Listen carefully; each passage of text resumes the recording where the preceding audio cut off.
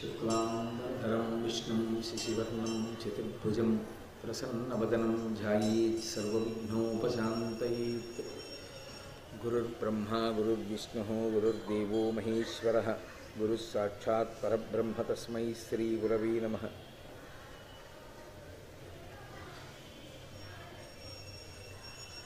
व्यासाय विष्णुरूपाय व्यासरूपाय विष्णवे नमो वै ब्रह्मनिधये वासिष्ठाय नमो नमः। कूजन्तं राम रामेति मधुरं मधुराक्षरम् आरुह्य कविताशाखां वन्दे वाल्मीकिकोकिलं। श्रुतिस्मृतिपुराणानाम् आलयं करुणालयं नमामि भगवत्पादशङ्करं लोकशङ्करं। वागर्धाविव सम्पृक्तौ वागर्धप्रतिपत्तये जगतः पितरौ वन्दे पार्वतीपरमेश्वरौ। सूक्तिं समग्रयितुः स्वयमेव लक्ष्मीः श्रीरङ्गराजमहिषीमधुरैः कटाक्षैः वैदग्ध्यवर्णगुणगुम्भनगौरवैर्यां कण्डूलकर्णकुहराः कवयोधयन्ति। हैमोद्भपुण्ड्रमजहन्मकुटं सुनासं मन्दस्मितं मकरकुण्डलचारुगण्डं बिम्बाधरं बहुलदीर्घकृपाकटाक्षं श्रीवेङ्कटेशमुखमात्मनि सन्निधत्ताम्। विमलपटी कमलकुटी पुस्तकरुद्राक्षसस्तहस्तपुटी कामाक्षी पक्ष्मलाक्षी कलितविपञ्ची विभासि वैरिञ्ची। मनोजवं मरुततुल्यवेगं जितेन्द्रियं बुद्धिमतां वरिष्ठं वातात्मजं वनरयूथमुख्यं श्रीरामदूतं शिरसा नमामि। आपदामपहर्तारं दातारं सर्वसम्पदां लोकाभिरामं श्रीरामं भूयो भूयो नमाम्यहम्। नारायणं नमस्कृत्य नरं चैव नरोत्तमं देवीं सरस्वतीं व्यासं ततो जयमुदीरयेत्। हरिः ओं। परमेश्वरस्वरूपेण नमस्कार।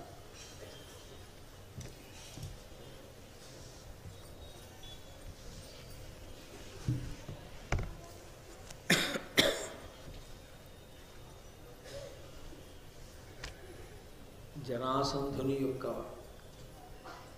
వధ పూర్తి చేసి రాజసూయ మహాయాగ నిర్వహణ కొరకు కావలసినటువంటి నేపథ్యాన్ని ఏర్పాటు చేసుకొని ఇప్పుడు ఇక అన్ని దిక్కులకు ధర్మరాజు గారి యొక్క సోదరుడు బయలుదేరి వెళ్ళినా ఏ విధమైన ఇబ్బంది ఉండదు, రాజసూయ మహాయాగము సక్రమంగా నిర్వహింపబడుతుంది అని నమ్మినటువంటి వాడై కృష్ణ పరమాత్మ ఒకనొకనాడు ఇంద్రుడు తారకాసురుడితో యుద్ధం చేసినప్పుడు ఎక్కినటువంటి దివ్యమైనటువంటి రథాన్ని అధిరోహించి భీమార్జున సహితుడి ఇంద్రప్రస్థాన్ని చేరుకుని అక్కడ ఉండేటటువంటి పౌరుల చేత స్వాగతింపబడి ధర్మరాజు గారి యొక్క పరమ సంతోషానికి కారణమయ్యాడు.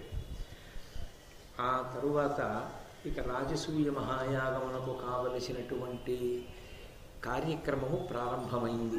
రాజసూయ మహాయాగమును నిర్వర్తించారు అంటే దాని అర్థం ఏమిటంటే ఎవరు దానికి కర్తయో ఆయన సార్వభౌముడు అవుతాడు. ఇక భూమండలంలో ఆయనని ఎదిరించగలిగినటువంటి రాజు లేడు అని గుర్తు. అటువంటి సార్వభౌమ పదాన్ని పొందాలి అంటే అన్ని దిక్కులకు బయలుదేరుతారు ఆయన ప్రతినిధులు. బయలుదేరి యుద్ధానికి వెళతారు. యుద్ధానికి వెళ్ళడము అంటే కావాలని యుద్ధం చెయ్యాలి అని కాదు.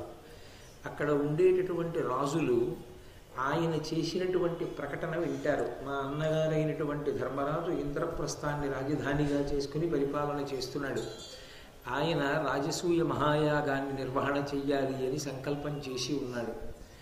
ఆ మహాయాగ నిర్వహణకు మీ అందరూ కూడా అంగీకరించి ఆహ్వానితులై రావలసింది. మీరు దానికి కప్పాలు కానుకలు సమర్పించండి అని చెప్తారు. ఆ ఆహ్వానాన్ని అంగీకరించినటువంటి వారు కప్పం కట్టి రత్నాది అపూర్వమైనటువంటి కానుకలను సమర్పణ చేస్తారు. కాదని ఎవరైనా తెంపరితనంతో యుద్ధానికి సిద్ధపడితే వాళ్ళని అణచగలిగినటువంటి ప్రజ్ఞ ఉండాలి. అలా ఎక్కడైనా వెళ్ళినటువంటి ప్రతినిధి ఓడిపోతే ఇక రాజసూయ మహాయాగం చెయ్యడం జరగదు. ఎందుచేత అంటే అది సార్వభౌమ పదవి. భూమండలాన్నంతటినీ గెలిస్తేనే ఆ రాజసూయం తప్ప గెలవకపోతే రాజసూయ మహాయాగం చెయ్యడం అనేటటువంటి ప్రసక్తి రాదు.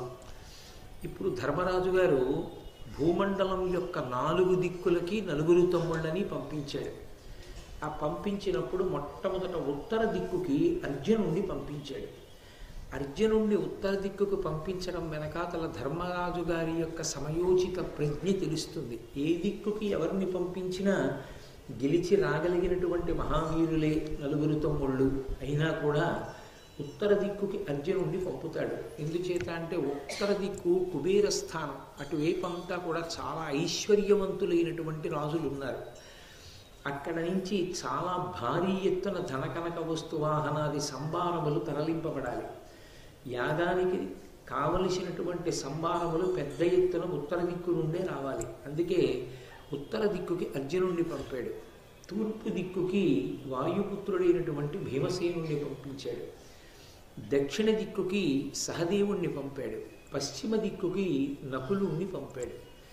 ఉత్తర దిక్కుగా బయలుదేరినటువంటి అర్జునుడు ఆ రాజసూయ మహాయాగ సంకల్ప ప్రకటనం చేస్తూ బయలుదేరాడు. అగ్నిదత్తంబైన యద్దివ్యరథమిక్కి గాంధీవధరుడతి ఘర్మ సమయ ఘర్మాంశుడును బోలే కౌబేర దిగ్విజయార్థము ఉగ్ర ప్రతాప అగ్ని వెలుగచని పుళిందావనీశ్వరు నూర్చి ప్రతివింధ్యుడను వాని నోడించి అశ్రమమున మరి అఖిల ద్వీప మండలేశుల నెల్ల వశ విధేయులుగా చేసి వారు తన్ను భక్తి కొలిచిరాగా ప్రాజ్యోతిషంబుపై విడిసే తత్పురమున విభుడనంత బలముతోడ పన్ని భగదత్తుడీతించి విజయుతాకి సమర విజయకాంక్ష. ఆయన ఉత్తర దిక్కుగా బయలుదేరినటువంటి వాడై అగ్నిదేవుని చేత కాండవవన దహన సమయమునందు తనకి బహూకరింపబడినటువంటి ప్రత్యేకమైనటువంటి రథాన్ని అధిరోహించి ఆ గాంధీవాన్ని చేత పట్టుకుని యుద్ధానికి బయలుదేరాడు. మంచి వేసవి కాలంలో, అందున ఏ రోహిణీ కార్తెయో నడుస్తున్నప్పుడు మధ్యందినటువంటి మార్తాండు ఎంత ప్రతాపంతో ఉంటాడో, ఎంత సహింపనశక్యంగా ఉంటాడో అటువంటి తేజస్సుతో ఆ అర్జునుడు బయలుదేరి వెడుతుంటే ఆయనని ఎదిరించినటువంటి వీరుడే లేడు. ఆయన అలా బయలుదేరి ఆ పులిందావనీశ్వరుణ్ణి ఓడించి ప్రతివింజుడనేటటువంటి వాడిని ఓడించి అటువైపుగా ఉన్నటువంటి అఖిల ద్వీపములకు చెందినటువంటి మండలేశ్వరులను తనకి వశవర్తులుగా చేసుకొని అక్కడి నుంచి ప్రాగ్జ్యోతిషపురం మీదకి యుద్ధానికి వెళ్ళాడు. ఆ ప్రాగ్జ్యోతిషపురాన్ని పరిపాలన చేసేటటువంటి భగదత్తుడు మాత్రం అర్జునుడిని ఎదిరించాడు.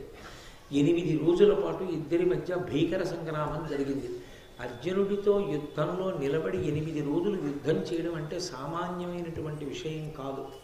గాంధీవం చేత పట్టుకుని పుంఖాలుగా సవ్యసాచి బాణములు విడిచిపెట్టగలిగినటువంటి అర్జునుడిని ఎదిరించి ప్రతిద్వంద్వి అయి 8 రోజుల పాటు యుద్ధం చేశాడు అంటే భగదత్తుని యొక్క అవక్ర పరాక్రమం ఎటువంటిదో మనం ఊహ చేయవచ్చు. భగదత్తుడి గురించి సభాపర్వంలో అంతమేరే ఉంటుంది. 8 రోజులు యుద్ధం చేశాడు. నేను ఇంద్రుని యొక్క స్నేహితుడిని, నువ్వు ఇంద్రుని యొక్క కుమారుడివి, మనిద్దరం ఇలా పోరు సలపవచ్చా అని అడుగుతాడు నీరసపడిపోయిన తర్వాత 8 రోజుల తరువాత. అప్పుడు అర్జునుడు ప్రకటన చేస్తాడు, నేను మా అన్నగారైనటువంటి ధర్మరాజు గారు సంకల్పించినటువంటి రాజసూయ మహాయాగ నిర్వహణార్థమై ఉత్తర దిక్కున ఉన్నటువంటి రాజ్యములు గెలువవలసినటువంటి అవసరం మీద వచ్చిన వాడను. కాబట్టి నువ్వు ధర్మరాజు గారు చేసేటటువంటి రాజసూయమునకు అంగీకరించి కప్పాన్ని కడితే నేను ఇక్కడి నుంచి బయలుదేరి పురోగమించి వెళ్ళిపోతాను అంటాడు. అంగీకరించినటువంటి భగదత్తుడు ధనరాశులను కానుకగా సమర్పిస్తాడు. అక్కడ వరకు సభాపర్వంలో ఉంటుంది. కానీ మహాభారతాన్ని కొంచెం సాకల్యంగా పరిశీలనం చేస్తే భగదత్తుని యొక్క శక్తి చాలా విశేషమైనటువంటి శక్తి. భగదత్తుడు ఎంత గొప్పవాడో భగదత్తుని యొక్క ఏనుగొక్కటి అంత గొప్పది. అది సుప్రతీతము అని ఆ ఏనుగుకు ఒక ప్రత్యేకమైనటువంటి పేరు. ఆ పేరు కలిగినటువంటి ఏనుగు మీద ఎక్కి ఆయన యుద్ధం చేస్తుండగా ఆయన్ని ఎదుర్కొనడం అంత తేలికైనటువంటి విషయం కాదు ఎవరికి. ఆయన ఎంత పరాక్రమంతో యుద్ధం చేస్తాడో ఆయన ఏనుగు కూడా అంత పరాక్రమంతోనూ యుద్ధం చేస్తుంది. భీమసేనుడంతటి వాడిని ముప్పు తిప్పలు పెట్టింది ఆ ఏనుగు. యుద్ధ కురుక్షేత్ర మహాసంగ్రామ కాలంలో భీమసేనుడంతటి వాడు దాని 4 కాళ్ళ మధ్యలో దూరి దాని కడుపు మీద గుద్ది పోరాటం చేశాడు. అని ఒక్కటే పాండవ సైన్యాన్ని అల్లకల్లోలం చెయ్యగలిగినటువంటి శక్తిని పొంది ఉండేది. అంత గొప్ప ఏనుగు. ఆ ఏనుగు మీద కూర్చుని యుద్ధం చేస్తుండేవాడు భగదత్తుడు. అతను కారణజన్ముడు. ఎందుచేత అంటే ఆదివరాహమూర్తి భూదేవిని పైకెత్తినప్పుడు ఆయన యొక్క స్పర్శ వలన భూదేవికి కుమారుడు కలిగాడు. అతనే నరకాసురుడు. ఆయన తల్లి చేతిలోనే చనిపోవాలి. అందుచేతనే భూదేవి సత్యభామగా వచ్చి తన కొడుకని తెలియక తల్లిగా చంపలేదు కనుక సత్యభామా స్వరూపంగా భూభారాన్ని తగ్గించడానికి సంహారం చేసింది. ఆ నరకాసురుని యొక్క కుమారుడే భగదత్తుడు. ఆ నరకాసురుడు మరణించిన సందర్భంలో కృష్ణ పరమాత్మని ప్రార్థన చేసింది. నీ కుమారుడే ఈ నరకాసురుడు మరణించాడు, అతని కుమారుడు భగదత్తుడు, ఇతని సంరక్షణార్థం నువ్వు ఏర్పాటు చెయ్యవలసింది అంటే కృష్ణ పరమాత్మ వైష్ణవాస్త్రాన్ని ఇచ్చారు అతనికి. నువ్వు దీన్ని ఎంతకాలం గోప్యంగా నీయందే దాచి ఉంచుకుంటావో అంతకాలము అవధ్యుడు, నిన్ను ఎవ్వరూ ఓడించలేరు. యుద్ధంలో నిన్ను ఓడించడం, నిన్ను సంహరించడం ఎవరికీ సాధ్యం కాదు. ఎప్పుడు నువ్వు ఆ వైష్ణవాస్త్రాన్ని బయటికి తీసి విడిచిపెట్టేస్తావో, దానికి దూరం అయిపోతావో, ఆనాడు నీకు మరణం అన్నాడు. చాలా గొప్ప యుద్ధం చేశాడు భగదత్తుడు కురుక్షేత్రంలో. చేసి చిట్ట చివరికి అర్జునుడితో యుద్ధం జరుగుతుండగా ఒళ్ళు మరిచిపోయినటువంటి వాడై ఎలా అయినా అర్జునుడిని మట్టు పెట్టాలన్న కోరికతో ఆ వైష్ణవాస్త్రాన్ని తీసి అర్జునుడి మీదకి ప్రయోగించాడు. యథార్థమునకు ఆ వైష్ణవాస్త్రం చేత నిగ్రహింపబడాలి. కానీ అది ప్రయోగించినప్పుడు కృష్ణుడు తాను తోలుతున్న గుర్రాల యొక్క పగ్గాలు వదిలేసి వెనక్కి తిరిగి గభాలన అర్జునుడిని కౌగిలించుకున్నాడు. ఆయన చేతి బాణములు వెయ్యడానికి అవకాశం లేకుండా కౌగిలించుకుంటే భగదత్తుడు విడిచిపెట్టినటువంటి వైష్ణవాస్త్రం వచ్చి శ్రీకృష్ణ పరమాత్మ మెడలో వేసుకున్న వైజయంతి మాల యందు ఐక్యమైపోయారు. ఐక్యమైపోగానే అర్జునుడు ప్రయోగించిన బాణ పరంపరలు కుంభస్థలంలో తగిలి సుప్రతీతమనేటటువంటి ఏనుగు మరణించింది. భగదత్తుడు కూడా బాణ పరంపరల చేత మరణించాడు. భగవంతుణ్ణి నమ్ముకున్నటువంటి వాళ్ళని ఎంత కష్టం నుంచైనా ఎంత ఆశ్చర్యకరంగా ఆయన రక్షించగలడు. భగవంతుని యొక్క రక్షణ శక్తి ఎంత గొప్పది అన్నది చెప్పడానికి ప్రతీక భగదత్తోపాఖ్యానం. అటువంటి భగదత్తుడు 8 రోజుల పాటు అర్జునుడితో యుద్ధం చేశాడు. ఆ ఉత్తర దిక్కుకు వెళ్ళినప్పుడు బహుశా భగదత్తుని యొక్క శక్తి, భగదత్తుడు ఉత్తర దిక్కునున్నాడన్న విషయాన్ని లెక్కలోకి తీసుకుని ధర్మరాజు గారు అర్జునుడిని ఉత్తర దిక్కుకు పంపారు. 8 రోజులు అయిన తర్వాత భగదత్తుడు వశుడయ్యాడు. అయిన తరువాత ఆయన దగ్గర రత్నములు వజ్రములు కానుకలుగా స్వీకరించి అక్కడ నుండి మళ్ళీ బయలుదేరి ముందుకు వెళ్ళిపోయాడు. వెళ్ళి అంతర్గిరి, బహిర్గిరి, ఉపగిరి, ఉలూక దేశాధిపతి, దేవప్రస్థరాజు, విశ్వగశ్వుడు, పార్వతీయులు, బర్బర, శబర, తురుష్క, మాళవ, పౌండ్ర, కాశ్మీర, హాటక దేశాలు, ఉత్తర కురు దేశాలు జయించి ధనరాశులు, బంగారం, రత్నాలు, వాహనాలు, గుర్రాలు, ఏనుగులు, పక్షుల రంగు కలిగినవి, కోయిల రంగు కలిగినవి, అనేక రకమైనటువంటి రంగులు కలిగినటువంటి గుర్రాల్ని, ఏనుగుల్ని, అపారమైనటువంటి ఐశ్వర్యాన్ని, ధనకనక వస్తు వాహనాల్ని అన్నిటినీ తీసుకుని ఉత్తర దిక్కుని, ఉత్తర కురు పాంచాల దేశముల వరకు జయించినటువంటి వాడై అర్జునుడు తిరిగి ఇంద్రప్రస్థాన్ని చేరుకున్నాడు. చాలా సంతోషించాడు ధర్మరాజు గారు. ఉత్తర దిక్కున మనని ఎదిరించి నిలబడగలిగినటువంటి వాడు లేడు కాబట్టి ఇప్పుడు ఉత్తర దిక్కంతా తనకి వశమైంది. ఇక పూర్వ దిక్కుకి అంటే తూర్పు దిక్కుకి వెళ్ళినటువంటి వాడు భీమసేనుడు. ఆయన పాంచాలరాజు యొక్క పూజలు అందుకున్నవాడై విదేహరాజు జనకుణ్ణి జయించాడు. విదేహరాజు రామాయణ కాలం నుంచి దాన్ని పరిపాలించిన వారి అందరి పేర్లు జనకులే. అప్పుడు ఉన్నటువంటి విదేహరాజు పేరు కూడా జనకుడే. ఆ జనకుణ్ణి జయించి తరువాత దశార్ణపతి అయినటువంటి సుధన్వునితో మహాయుద్ధం చేసి అతని యొక్క పరాక్రమాన్ని మెచ్చుకుని ఆ సుధన్వుణ్ణి తనకి సైన్యాధిపతిగా చేసుకున్నాడు. అదొక గొప్ప విశేషం. అవతల వారిలో ఉండేటటువంటి పరాక్రమాన్ని మెచ్చి తనకి వశుణ్ణి చేసుకుని భవిష్యత్తులో తన గెలుపుకి ఆయన్ని సాధనంగా వాడుకోవడం. అటువంటి సుధన్వుణ్ణి భీమసేనుడు తనకి సైన్యాధిపతిగా చేసుకుని అశ్వమేధం చేసినటువంటి రాజు రోచమానుని యొక్క తమ్ములను ఓడించి చేది రాజ్యంలో ప్రవేశించాడు. ఆ చేది రాజ్యాన్ని పరిపాలిస్తున్నటువంటి వాడు శిశుపాలుడు. ఈ శిశుపాలుడు శ్రీకృష్ణుడికి బద్ధశత్రువు. కానీ ఆయనకి ఆ పాటికి ఎందుకో పాండవులతో విరోధించాలనేటటువంటి కోరిక పుట్టలేదు. ఆయన ఎంతో సంతోషంగా ఆ వచ్చినటువంటి భీమసేనుడికి ఆ స్వాగతం పలికి అనేకమైనటువంటి ధనరాశులు ఇచ్చి, ధర్మరాజు గారు చేసేటటువంటి రాజసూయ మహాయాగానికి నేను కూడా తరలి వస్తాను అని చెప్పాడు.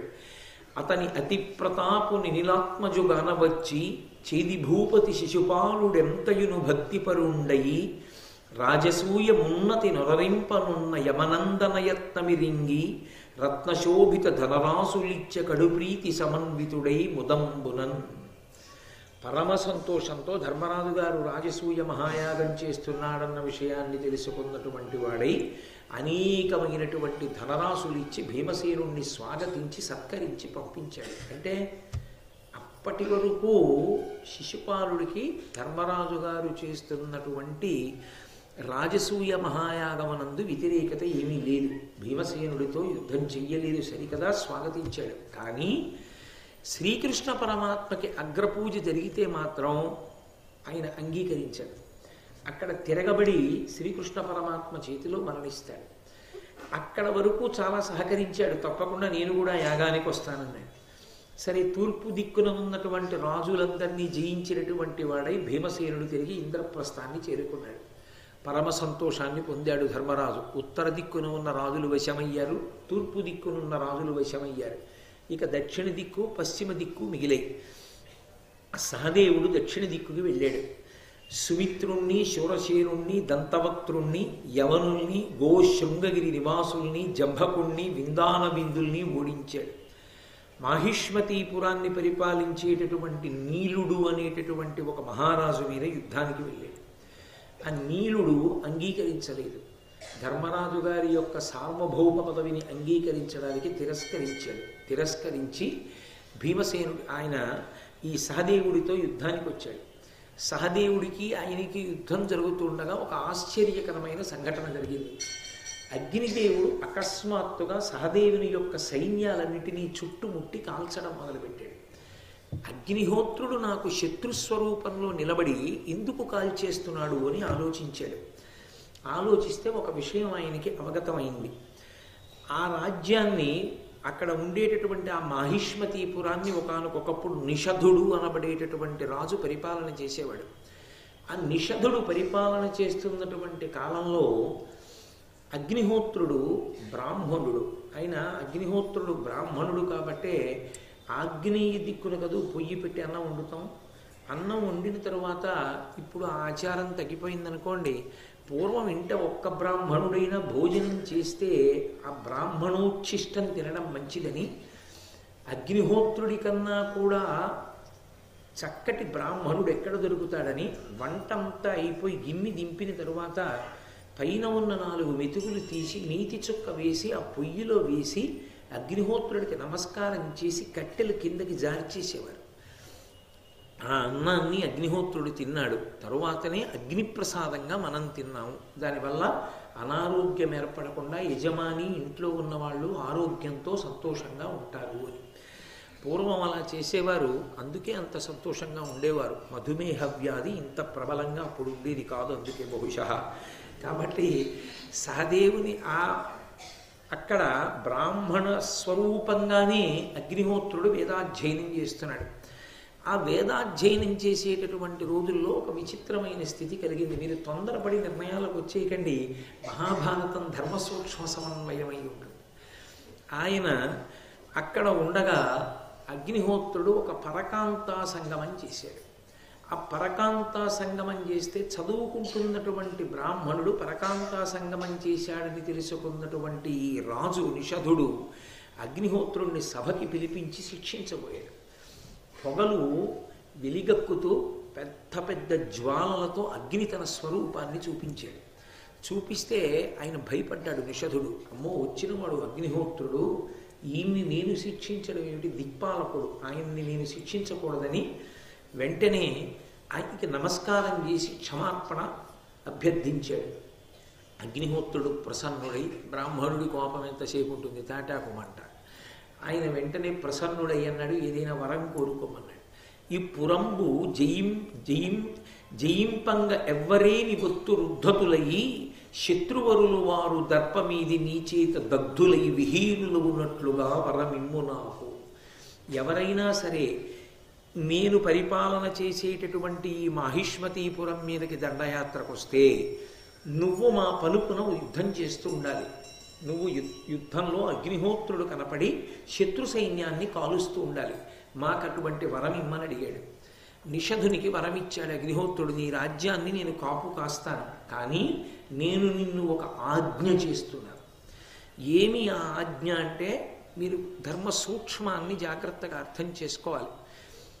ఆచారము అనేటటువంటిది ధర్మము అన్న మాటకు అర్థం ఏంటంటే ధ్రియతేవా జనైరితి ధర్మం, జనుల చేత పట్టుకోబడినది. ధర్మము దేశము కాలము ఈ రెండిటి మీద ఆధారపడుతుంది. అందుకే దేశకాలములకు కట్టుబడి ఉంటుంది తప్ప అన్ని వేళలా ధర్మము ఒకేలా ఉండే అవకాశం ఉండదు.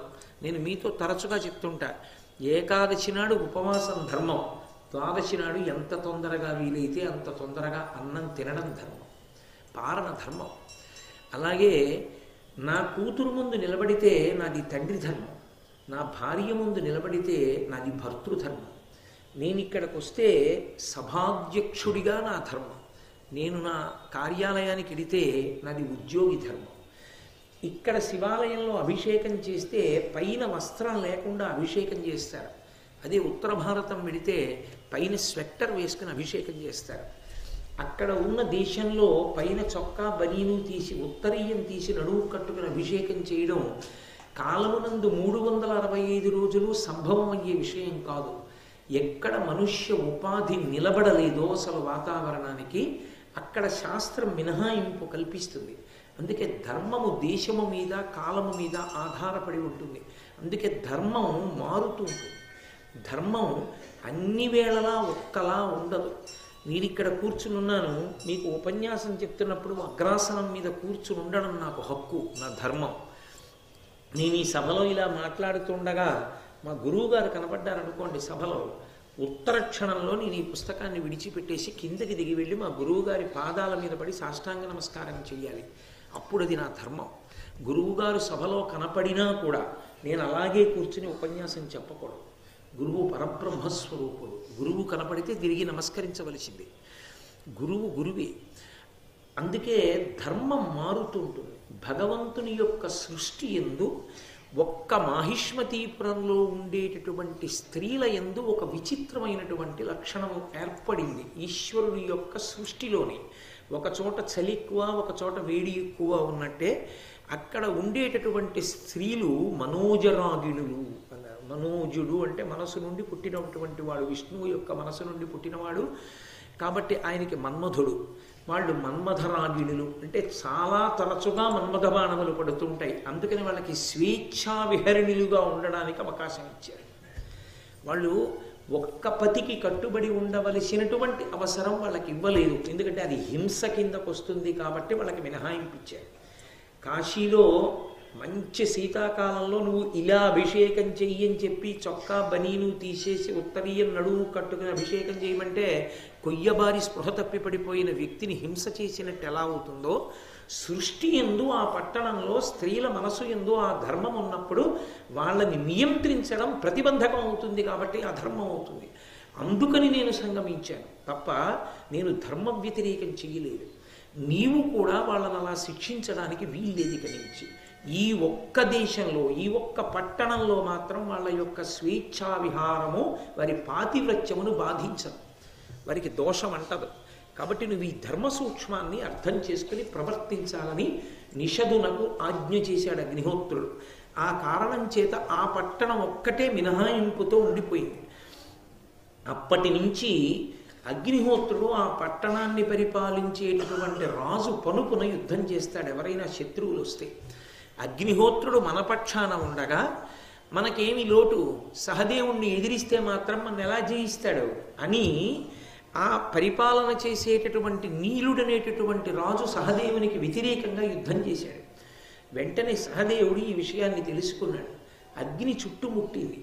అగ్నిహోత్రుడితో యుద్ధం చేయడం సంభవం కాదు, ఆయన మహానుభావుడు కాబట్టి ఆయన్ని స్తోత్రం చెయ్యాలని వెంటనే స్నానం చేసి దర్భలు పరిపించి ఆ దర్భల మీద పడుకున్నాడు. దర్భకి పవిత్రం చేయగలిగినటువంటి శక్తి విశేషంగా వచ్చింది.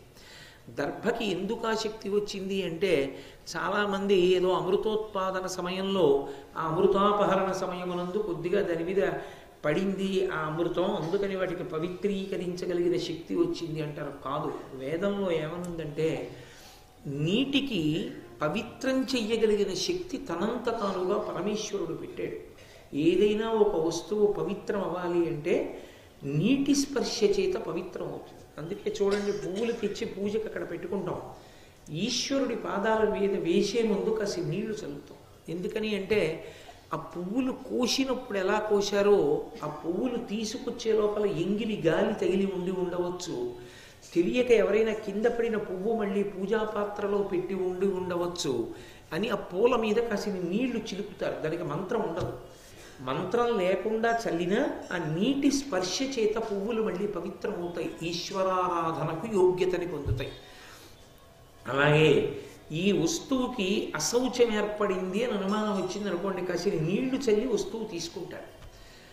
అలాగే మనకి మైల పోవాలి అంటే మైల ఎందుకు ఏర్పడుతుంది అంటే, శరీరమునకు నవరంధ్రములు ఉంటాయి, 2 కళ్ళు, 2 చెవులు, 2 ముక్కులు, 6, నోరు 7, మలద్వారం 8, మూత్రద్వారము 9.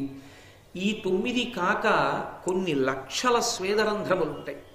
వీటిలోంచి ఎప్పుడు మలం బయటికి విసర్జింపబడుతూనే ఉంటుంది. ఆ మలం విసర్జింపబడేది నిద్రపోయినప్పుడు ఎక్కువగా విసర్జిస్తుంది శరీరం.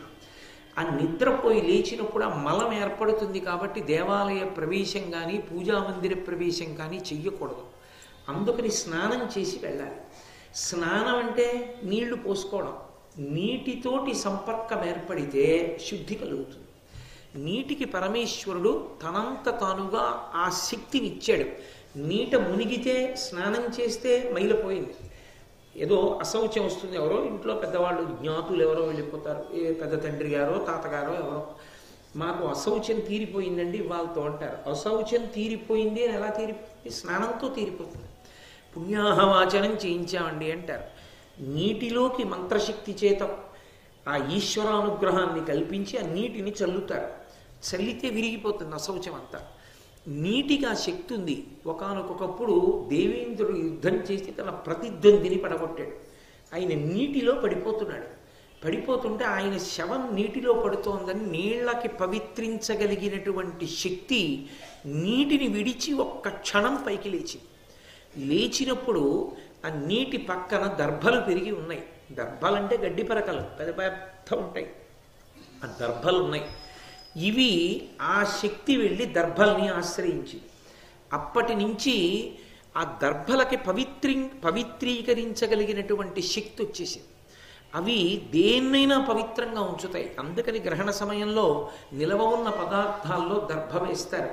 పూజా సమయమునందు దర్భాసనం మీద కూర్చోవడం చాలా చాలా ఉత్కృష్టమైనటువంటి విశేషం.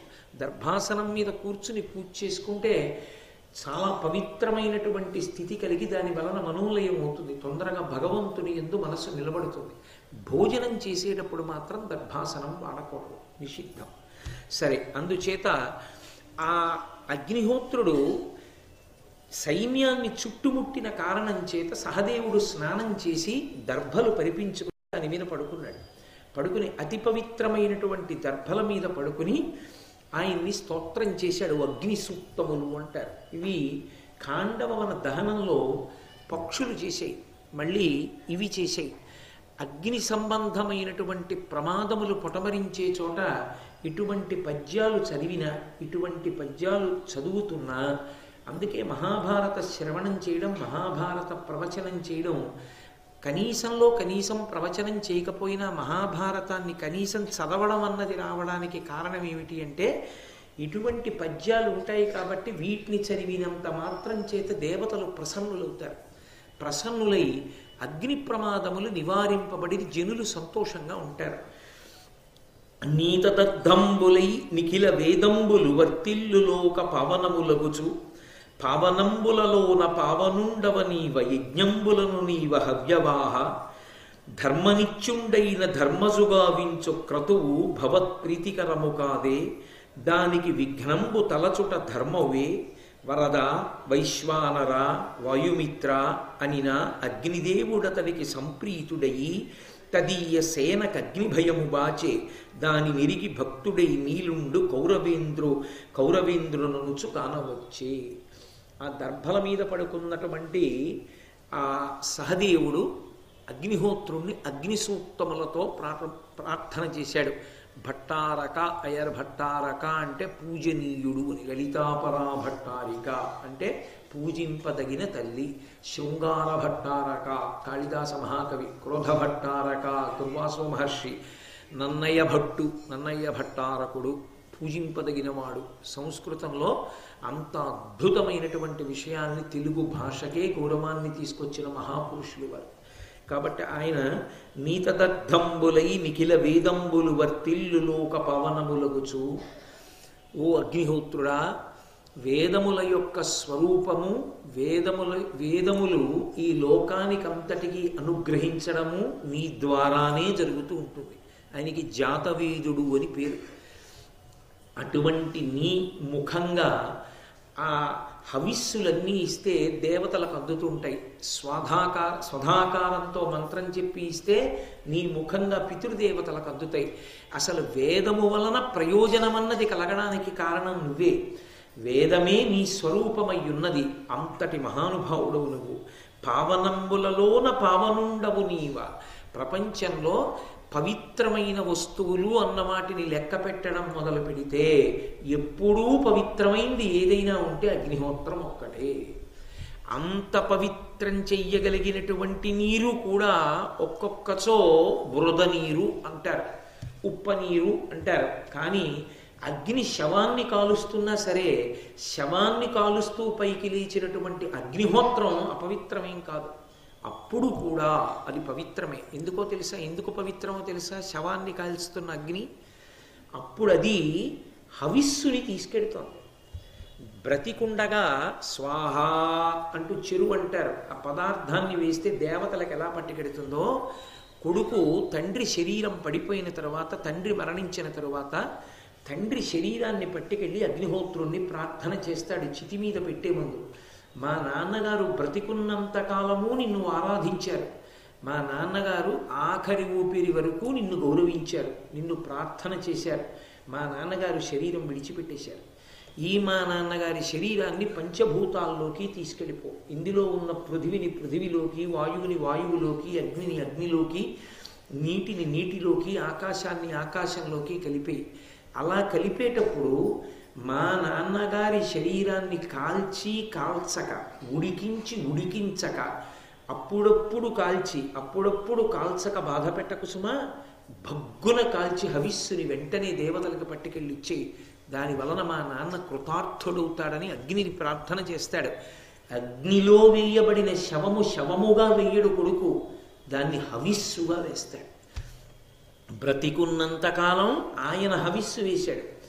ఆయన శరీరం పడిపోయాక ఆ శరీరాన్ని హవిస్సుగా మారుస్తాడు కొడుకు. అందుకే దానికి శవదహనం అనరు, అంత్యేష్ఠి దాని పేరు. ఇష్టి అంటే ఇష్టింతేహం కరిష్యామి పుత్రీయాం పుత్రకారణాత్ అధర్వ శిరస ప్రోక్తై మంత్రై సిద్ధాం విధానత అంటాడు దశరథ మహారాజు గారు, ఋష్యశృంగుడు శ్రీరామాయణంలో. ఇష్టింతేహం కరిష్యామి, ఇష్టి అంటే కామితార్థములనిస్తుంది. అగ్నిలో హవిస్సుని వేసి కోర్కెలు తీర్చుకునే ప్రక్రియకి ఇష్టి అని పేరు, అంత్యేష్టి. ఇక ఆయన చేసేది ఉండదు, ఇక ఆయన కదలలేడు. అందుకని ఆయననే హవిస్సుగా అగ్నిహోత్రంలో వేస్తాడు. అలా వేసి పంపుతాడు కాబట్టే మా నాన్నగారని ప్రేమతో చెప్పి అగ్నిహోత్రుని యందు వ్రేలుస్తాడు కాబట్టే కొడుకు ఉండాలి అని కోరుకుంటాడు. అది చెయ్యకుండా తండ్రి శరీరం వెళ్ళిపోయిన తరువాత కూడా ఐస్లో 3 రోజులు ఉండేటట్టుగా నాకెందుకు వదిలిపెట్టేశాడు. కాబట్టి అటువంటి భ్రష్ట కొడుకులు పుట్టాలని కోరుకోకూడదు. కొడుకు అంటే పక్క నుండి అంత్యేష్టి సంస్కారానికి శరీరం అయిపోయిన తర్వాత అగ్నిహోత్రుడికి అందించిన వాడు కొడుకు, లేనినాడు ఎందుకు ఆ కొడుకు. కాబట్టి పావనంబులలోన పావనుండవు నీవ. అసలు నీకు అపవిత్రంగా ఉన్నావు నువ్వు అని చెప్పడం కుదరదు. అగ్ని దేనిని కాలుస్తుండనివ్వండి, అది పవిత్రమే. దీనికి తగిలి ఉంది కాబట్టి ఇప్పుడు అగ్ని అపవిత్రం. అపవిత్ర అగ్ని పవిత్ర అగ్ని అని లేవు. అగ్ని పవిత్రం. అందుకే పవిత్రమైన వస్తువులు అన్న వాటిని లెక్క పెడితే మొట్టమొదట చెప్పగలిగినది అగ్ని, తర్వాతే ఇంకేమైనా. అంతటి మహానుభావుడు, అంతటి పవిత్రమైనటువంటి స్వరూపం ఉన్నవాడివి. యజ్ఞంబులను నీవ హవ్యవాహ, ఎవరు ఎక్కడ యజ్ఞం చేసినా నీవే హవ్యవాహనుడవు. హవ్యవాహనుడు అంటే వాహనుడు అంటే పట్టుకెళ్ళేవాడు. హవ్యము అంటే దేవతలు తినేది. దేవతలు తినడానికి హవ్యాన్ని ఇస్తే దాన్ని పట్టుకెళ్ళి దేవతలకి అందించగలిగిన వాడివి నువ్వే. ఇంకా ఎందులో వేసినా అది దేవతలకు అందదు. మీరు బాగా జ్ఞాపకం పెట్టుకోవాలి సుమా ఆ మాట. అందుకే అది సూక్తమైంది. మీరు ఇచ్చినది ఏది దేవతలు తినరు. నివేదన చేశారనుకోండి, నివేదన చేస్తే ఈశ్వరుడు కన్ను విప్పి చూస్తాడు ఒకసారి దాన్ని. అసలు ఈశ్వరమూర్తి యొక్క వైభవం దేని మీద ఆధారపడుతుంది అంటే ప్రధానమైన కారణాల్లో ఒకటి నివేదన రాశి, నివేదనా పదార్థ శౌచం. ఒక దేవాలయంలో ఉండేటటువంటి మూర్తి వైభవం దేని చేత నిలబడుతుందంటే పరమ శౌచంతో మీరు ఆ మూర్తి వైభవానికి తగినంత పదార్థాన్ని ప్రతిరోజు నివేదన చెయ్యాలి. అలా నివేదన చేయకపోతే ఆ దేవాలయం యొక్క ప్రాభవం నిలబడదు. సరే, అది ఇంట్లో పూజ దగ్గర నుంచి కూడా ఉంటుంది. ఇప్పుడు నేను దాన్ని అంత లోతుగా స్పృశించాలని అనుకోవట్లేదు. కాబట్టి ఆయన దేవతలకందరికీ కూడా పట్టుకెళ్ళి దేవతలు చెయ్యి చాపి పుచ్చుకుని నోట్లో వేసుకోవాలంటే ఒక్కటే ఒక్క ఆధారంతో వెడుతుంది, అగ్నిముఖంగానే వెడుతుంది. యజ్ఞం చేస్తూ హోమం చేయాలి. యజ్ఞమునందు హోమము అంటే అగ్నిహోత్రంలోకి పదార్థాన్ని వేస్తే హోమ ప్రక్రియ అంటారు. ఆ హోమం చేస్తే దాన్ని దేవతలు తింటారు. మిగిలిన సమయాల్లో కన్ను విప్పి చూస్తారంటే, మనం నివేదన చేస్తే, మనం భక్తితో నివేదన చేస్తే వాళ్ళు కళ్ళు విప్పి చూసి ప్రసన్నులవుతారు. వారి చేత చూడబడింది కాబట్టి ప్రసాదం. అందుకే వారు ముందు చూడాలి తప్ప ఇంకొకరు చూడకూడదని చెప్పి బట్ట కప్పి తీసుకెడతారు ప్రసాదం నైవేద్యం చేసేటప్పుడు. తెర వేయడానికి కారణం అది. ఎందుకంటే తెర తీసేసి అక్కడ ఉంచి నైవేద్యం చేస్తే ముందే చూసి ఎంత బాగుందో రాశని ఎవడైనా మనసులో అనుకుంటే వాడి చూపుల చేత ఎంగిలవుతోంది కాబట్టి తెర వేసేసి ఈశ్వరుడి ముందు పెట్టి బట్ట తీసి ఈశ్వరుడికి నివేదన చేస్తారు. అది మర్యాద, శాస్త్ర మర్యాద. కాబట్టి అలా దేవతలకి ఏదైనా పదార్థం తినడానికి అందాలి అంటే నీవు వినా మార్గం లేదు, నీ ఒక్కడవే మార్గం. బలిహరణము అని పెడతారు దేవాలయంలో, పెట్టాలి ప్రతిరోజు. ఏంటి మంగళవాయిద్యంతో పెడతారు. మంగళవాయిద్యం లేకపోతే అథవా ప్రతి గుళ్ళో జేగంట అని ఉంటుంది, ఆ జేగంట ఉండాలి. ఆ జేగంట ముందు ఒకరు వాయిస్తూ ఉండగా పదార్థాన్ని తట్టలో పెట్టుకుని దేవాలయానికి ప్రదక్షిణంగా పెడతారు. ఉదయం వెళ్ళి బలిహరణ మంటపాలు ఉంటాయి, చిన్న చిన్న చిన్న చిన్న దిమ్మల్లాగా, వాటి మీద పెట్టాలి అన్నం. పెడితే దేవాలయంలో బలిభుక్కులు అంటారు, పక్షులు మొదలైనటువంటివి కూడా వచ్చి ఆ పదార్థాన్ని తినాలి. దేవాలయ వ్యవస్థ యందు దేవాలయం మీదనే అందరూ ఆధారపడతారు. ప్రతి వాళ్ళు దేవాలయాన్ని సేవించుకోవడానికి అర్హత కల్పించింది వేదం. ఒక చాకలి ఉన్నాడు, ఈశ్వరుడి బట్టలు ఉతుకుతాడు. ఇంకొకడు ఉన్నాడు, స్వామికి డప్పు కొడతాడు. ఇంకొకడు ఉన్నాడు, స్వామికి కుండలు చేసి పట్టుకొచ్చి ఇస్తాడు అభిషేకం జరిగేటప్పుడు. వేరొకడు ఉన్నాడు, స్వామికి పాత్ర సామాను చేసి ఇస్తాడు. వేరొకరు ఉన్నారు, దేవాలయాన్నంతటినీ తుడుస్తారు. ఒక నాట్యం వచ్చిన వారు ఉన్నారు, రాజోపచారంలో నాట్యం చెయ్యాలి. ఒక సంగీతం వచ్చిన వాళ్ళు ఉన్నారు, రాజోపచారంలో సంగీతం పాడాలి. వ్యాకరణం వచ్చిన వాళ్ళు ఉన్నారు, శివాలయంలో వ్యాకరణ మంటపంలో కూర్చుని శిష్యులకి మడికట్టుకుని వ్యాకరణం చెప్పేవారు పూర్వం. ఒక్క శివాలయంలోనే వ్యాకరణ మంటపం ఉంటుంది, వ్యాకరణం చెప్పాలి. దేవాలయమే అన్నిటికీ ఆధారం. దేవాలయంలోనే ప్రవచన మంటపం ఉంటుంది, అందులోనే సమస్త పురాణేతిహాసములు ప్రవచనం జరుగుతాయి. ఆ ప్రవచనాన్ని విని, ప్రవచనం అంటే ప్రకృష్ట వచనం, మనసు బాగా ఊంచుకునేటట్టుగా సమర్థించి చెప్తారు. చెప్తే మనసు ధర్మమునందు ఊంచుకుంటుంది. సాయంకాలం ప్రవచనం విని పడుకుంటాడు. మరునాడు కార్యాలయానికి పనికి వెళ్ళినప్పుడు ఈ ధర్మాన్ని మనసులో పెట్టుకుని ఏ తప్పు పని చేయకుండా ధర్మానికి కట్టుబడి పనిచేస్తారు. అందుకే దేశానికి కావలసినటువంటి ధర్మం అంతా ఎక్కడ నుంచి ప్రవహించిందంటే దేవాలయాలలో ఉండేటటువంటి ప్రవచన మంటపాలలోంచి ప్రవహించింది. అసలు ప్రవచన మంటపం అనేటటువంటిది ఉండడానికి కావలసినంత ఖాళీ కూడా లేకుండా అంగుళానికో గుడి చప్పున దేవాలయాల్లో కట్టేయడం వచ్చేసిన తరువాత ప్రవచన మంటపాలన్నవి కొరత పడిపోయాయి.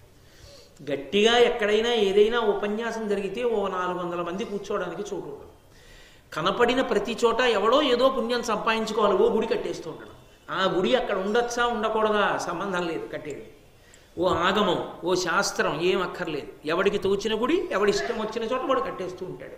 కాబట్టి ఒక దేవాలయానికి ప్రవచన మంటపం ఉండదు, ఒక దేవాలయంలో ఓ ఉత్సవం చేయడానికి అవకాశం ఉండదు, ఓ దేవాలయంలో ప్రదక్షిణం చేయడానికి అవకాశాలు ఉండవు. సరే, వీటన్నిటి వలన ఏమవుతుందంటే దేవాలయం ఉత్సవ నిర్వహణకు అవకాశం లేని స్థితిని పొందుతుంది. ఉత్సవం చేయకపోతే జనుల యొక్క ప్రహృష్టమైనటువంటి స్థితికి భంగం ఏర్పడుతుంది. అప్పుడు ఏమవుతుంది? ఎక్కడ అవైదికంగా చెయ్యాలో అక్కడ చేయవలసి వస్తుంది. మీరు నా మనస్సు పట్టుకోగలిగితే నేను మీకు ఒక మాట చెప్తాను. దేవాలయాలు ఎక్కడా కూడా ప్రవచన మంటపాలు లేవనుకోండి, ప్రవచనం చేయవలసింది ఓ ఆడిటోరియంకి వెళ్ళి ఎక్కడో ప్రవచనం చేశారనుకోండి.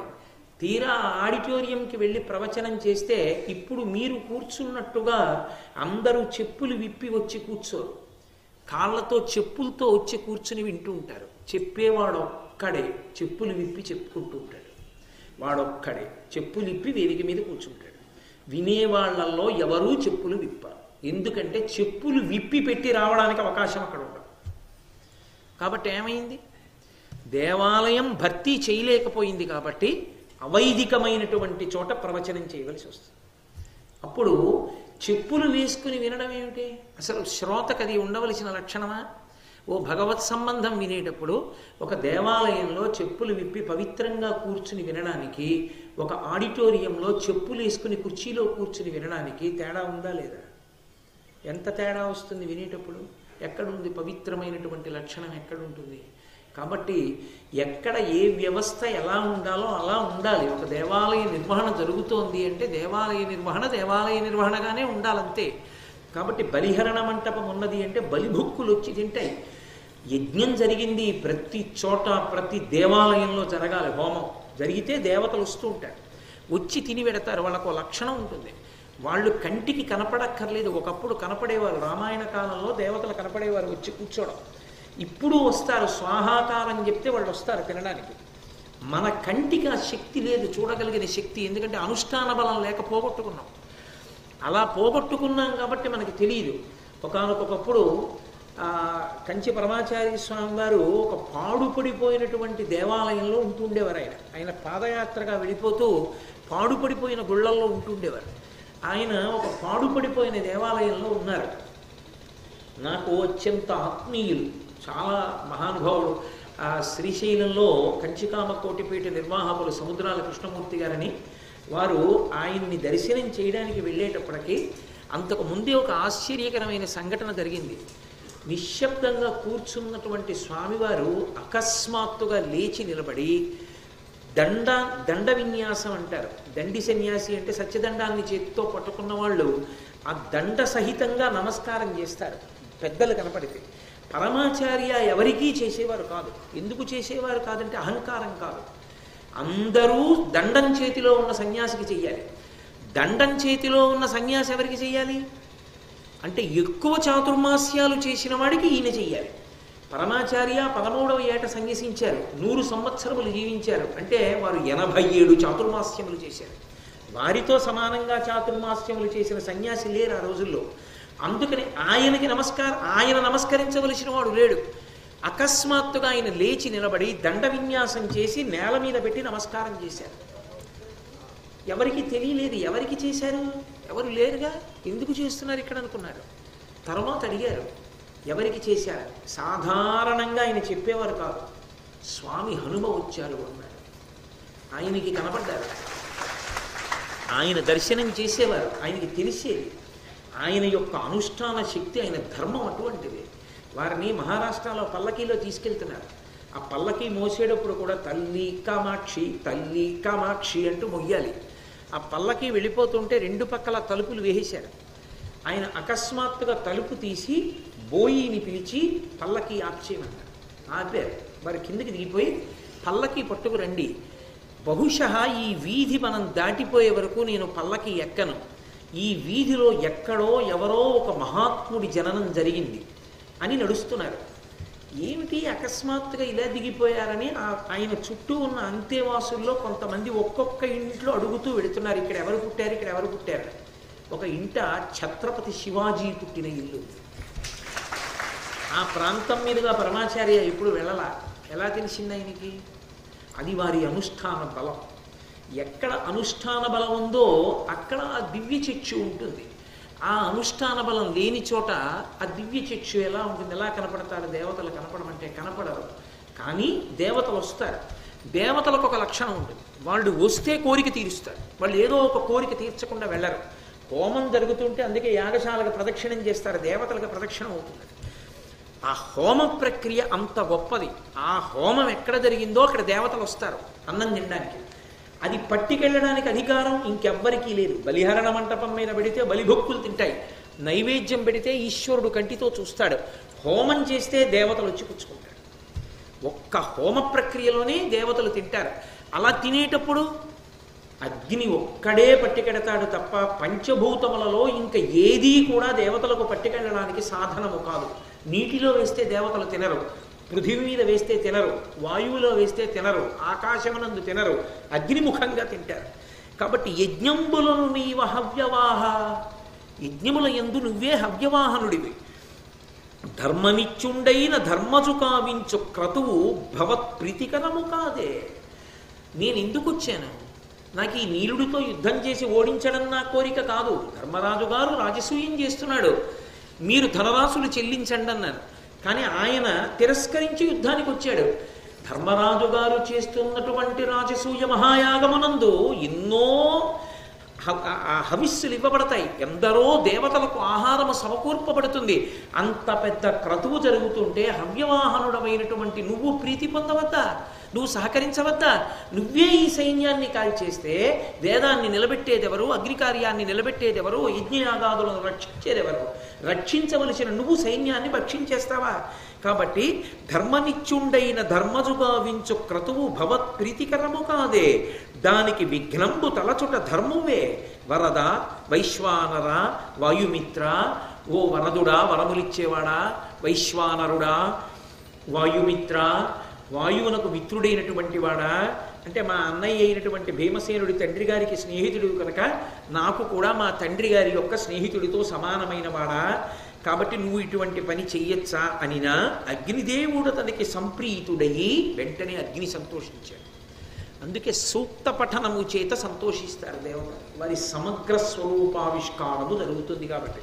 అందుకే మనం ఏ దేవతని ఆరాధిస్తున్నామో ఆ దేవతాపరమైనటువంటి సూక్తంతోనే చేస్తాం. పురుష సూక్తం, స్త్రీ సూక్తం, నీళా సూక్తం, మన్యు సూక్తం, రుద్ర సూక్తం, భూసూక్తం, ఆ సూక్తమును ఉపయోగిస్తారు. ఆ సూక్తం బాగుగా చెప్పబడినది, అంతకన్నా ఇంకెవరూ చెప్పలేరు, ఋషి చెప్పాడు. కాబట్టి ఆ సూక్తమును పఠిస్తే దేవతలు ఎంతో ప్రసన్నులవుతారు.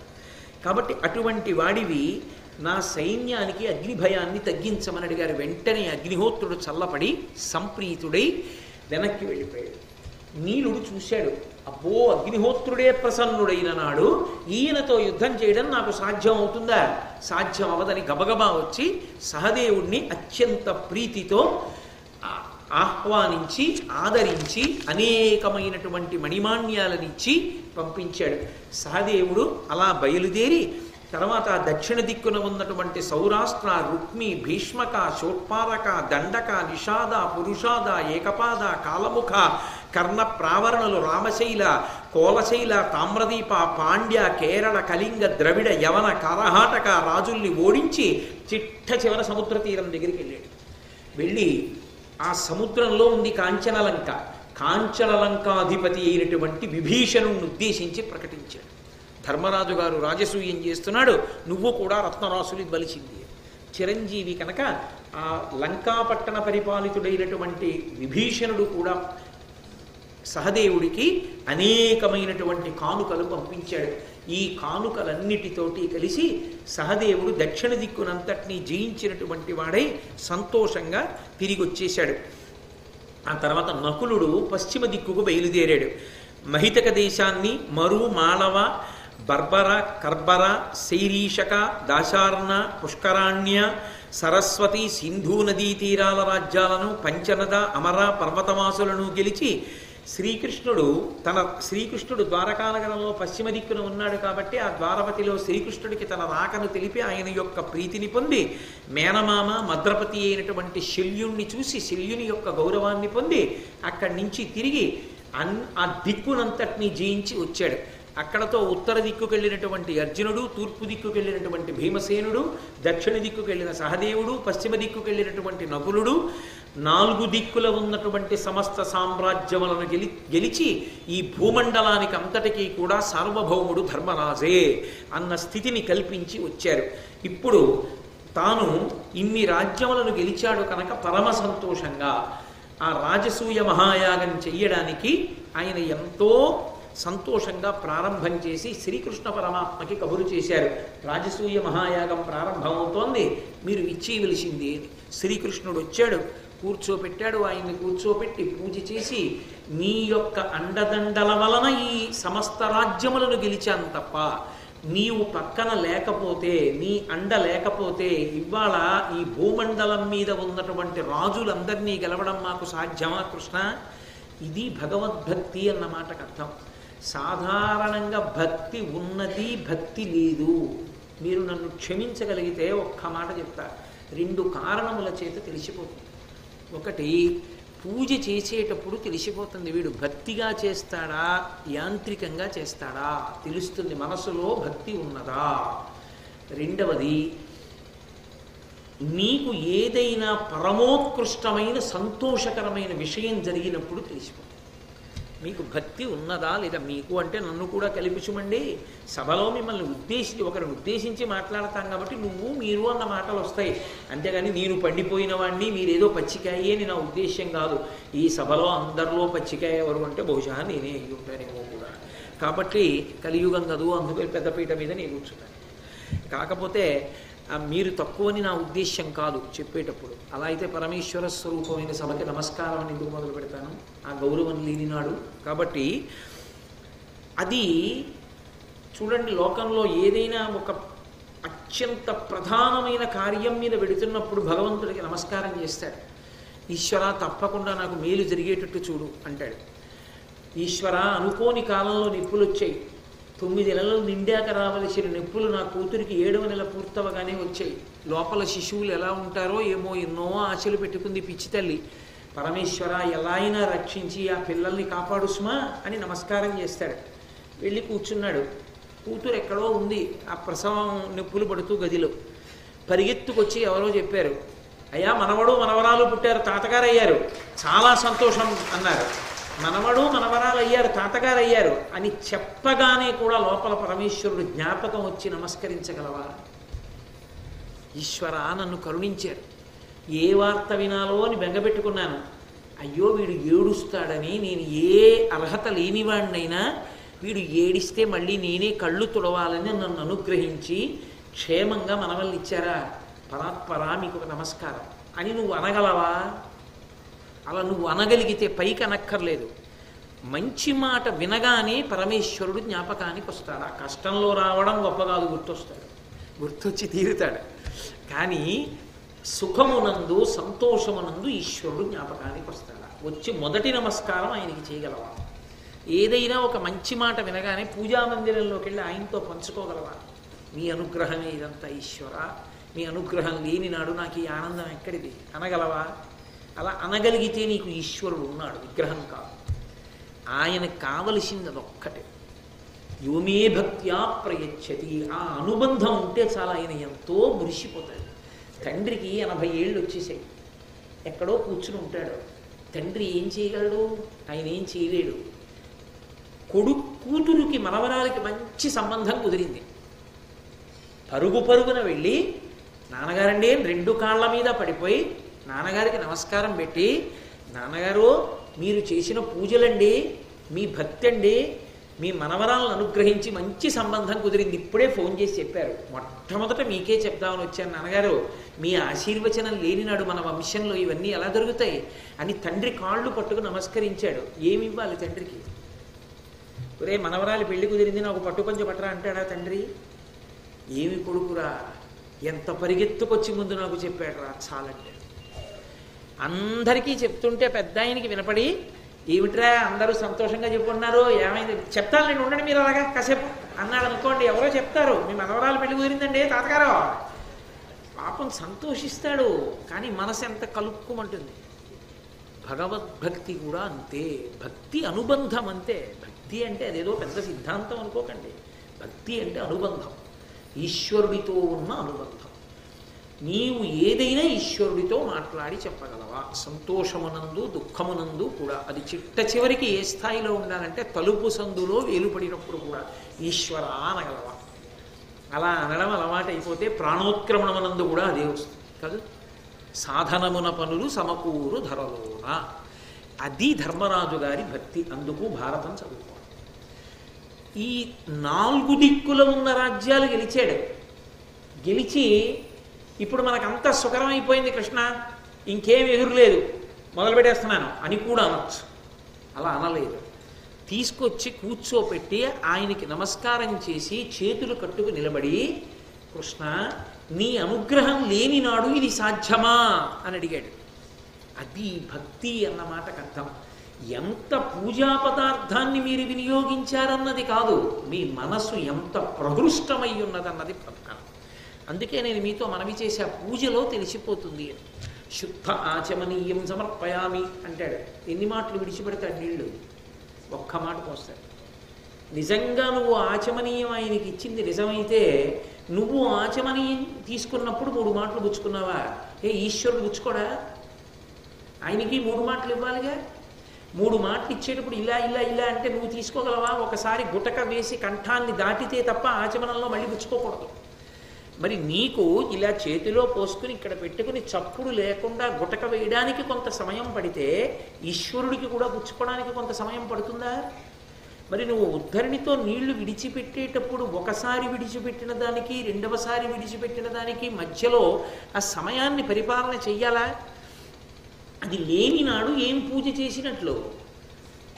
మనసు ఎక్కడ నిలబడింది? నాలుక చెప్తోంది, కర్మేంద్రియం చెయ్యి చేసింది. ఈశ్వరుడు అన్నాడు నాకెందుకు అన్నాడు. ఆ ఉద్ధరిణి నేను, నీ సప్తధాతువులు నేను, ఆ నీళ్లు నేను, అన్నీ నేనే. అన్నీ నేనైనా నీ మనసు పెడితే నేను పుచ్చుకుంటా. నేను లేనివాడను కాను, కాఠిన్యము లేనివాడను, నాదని నేను అహంకరించను. నువ్వు సంతోషంగా ఇస్తే నేను పుచ్చుకుంటా. అది అనుబంధం అన్న మాటకు అర్థం. అందుకే పూజ అనగా అనుబంధ సంస్మరణము.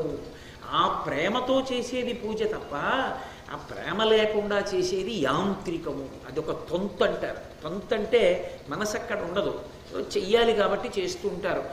ఏదో ఆయన తొంతు చేశాడండి అంటారు. కాబట్టి చాలా చోట్ల జరిగేటటువంటి పూజలన్నీ తొంతువి. సత్యనారాయణ వ్రతం చేస్తున్నామంటారు. సత్యనారాయణ వ్రతం చేస్తే సత్యనారాయణ వ్రత మంటపం కన్నా పైకి ఎవరైనా కూర్చోవచ్చా? ఆయన కన్నా పైకి ఎలా కూర్చుంటావు? కింద కూర్చోవాలి ఆయన కన్నా. ఆ వచ్చిన వాళ్ళందరూ కుర్చీల్లో కూర్చుంటే అది వ్రతం ఎలా అవుతుంది?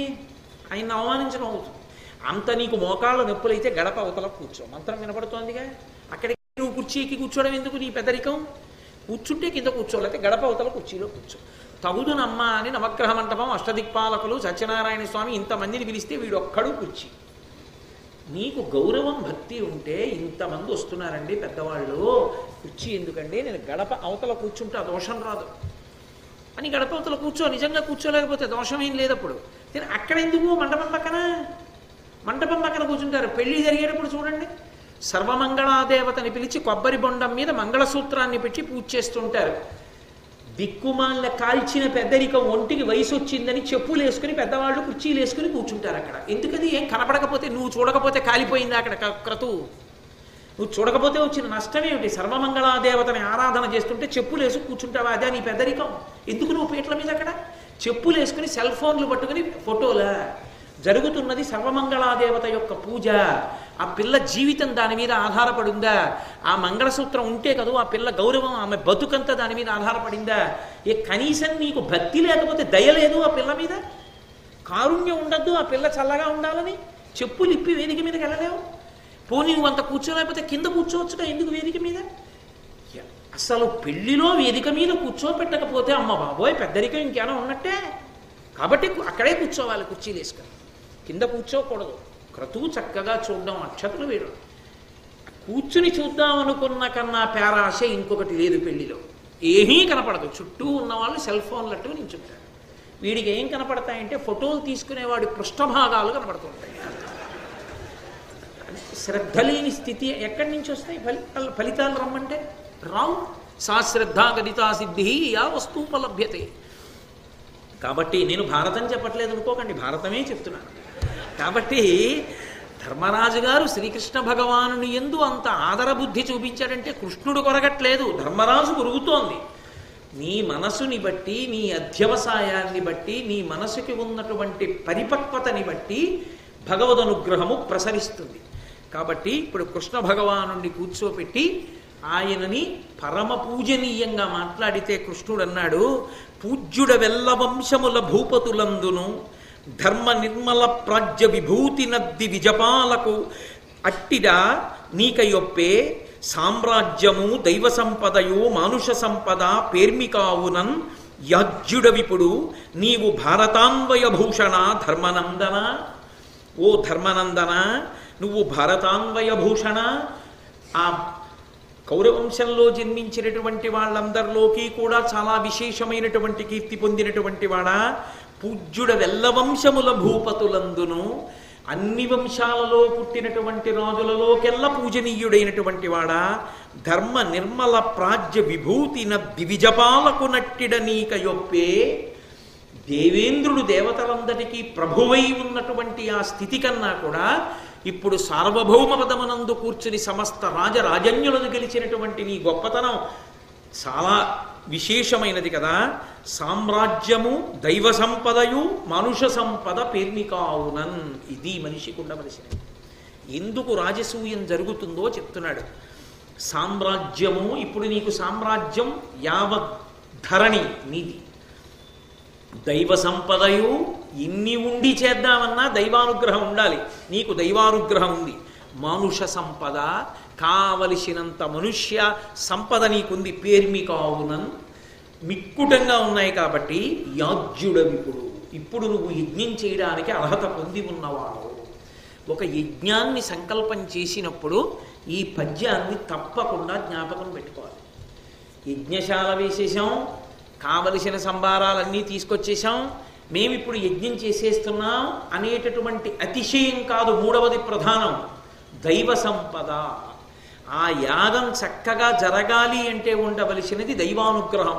దైవానుగ్రహాన్ని పొందడానికి ఒకే ఒక్క మార్గం, ఇలా వినయంతో తల ఉంచి చిత్తశుద్ధితో పరమేశ్వరుడికి నమస్కారం చేయడం. ఆ మూడు ఉన్న చోట యాగం జరుగుతుంది. యాగం ఎక్కడ జరిగిందో అక్కడ యాగ నిర్వాహకులకే కాదు సమస్త జనావళికి లాభం చేకూరుతుంది. దేవతలందరూ వచ్చి వెడతారు కాబట్టి ఆ ఊరు చల్లగా ఉంటుంది. ఎంతమంది ప్రదక్షిణం చేశారో అంతమందికి అదృష్టం పడుతుంది.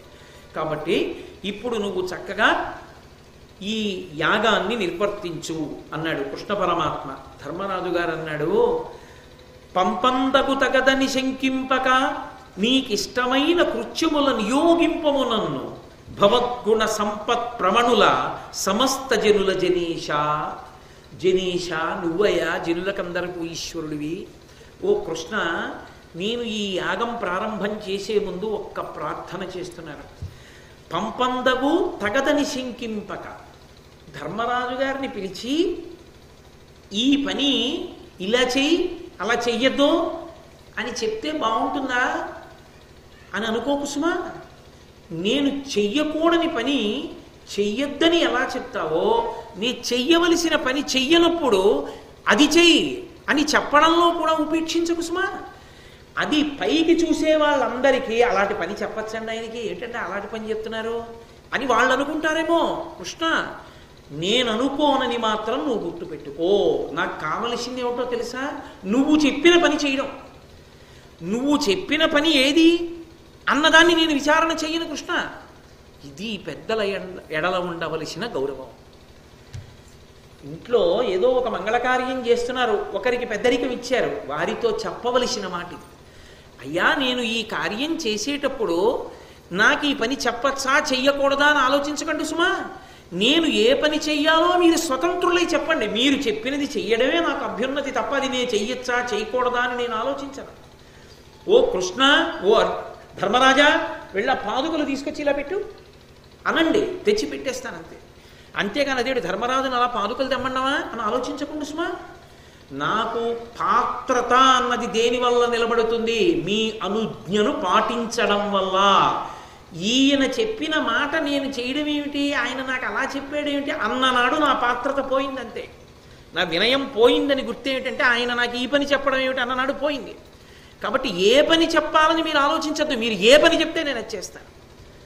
అంతేకాదు, నేను పీటల మీద ఉంటాను, యాగం చేస్తూ ఉంటాను. మీరు ఎవరినో పిలిచి ఏదో కార్యం చేయించవలసి రావచ్చు, నువ్వు వెళ్ళి అక్కడ ఆ పని చెయ్యి, వాళ్ళకి ఇది పెట్టు అనవలసి రావచ్చు. మీరు అలా అనుకున్నప్పుడు ఒక్కటి గుర్తుపెట్టుకోండి, మీ యందు మీ గుణముల యందు ప్రీతి కలిగిన వారిని మాత్రమే వినియోగించండి. ఇది ధర్మరాజు యొక్క అభ్యర్థన. ఎందుకని? నా మనసు ఖేదపడుతుంది. మీరేమిటో మీ గౌరవం ఏమిటో తెలియని ధూర్తుడు ఎవడైనా అక్కడ కనపడ్డాడు కదా అని మీరు పిలిచి ఏమో వెళ్ళి కొంచెం అని చెప్పు అంటే నువ్వు వెళ్ళి చెప్పకూడదా అన్నాడు అనుకోండి, వాడు కృష్ణుడి గౌరవం తెలియక. నాకు పీటల మీద కూర్చునున్నా లేచి వచ్చి వాడిని నిగ్రహించలేను, కానీ నా శరీరం కుతకుతలాడిపోతుంది. నేను చేస్తున్న యజ్ఞము అవమానమైపోయినట్టే. మీరు అవమానింపబడకూడదు ఇక్కడ.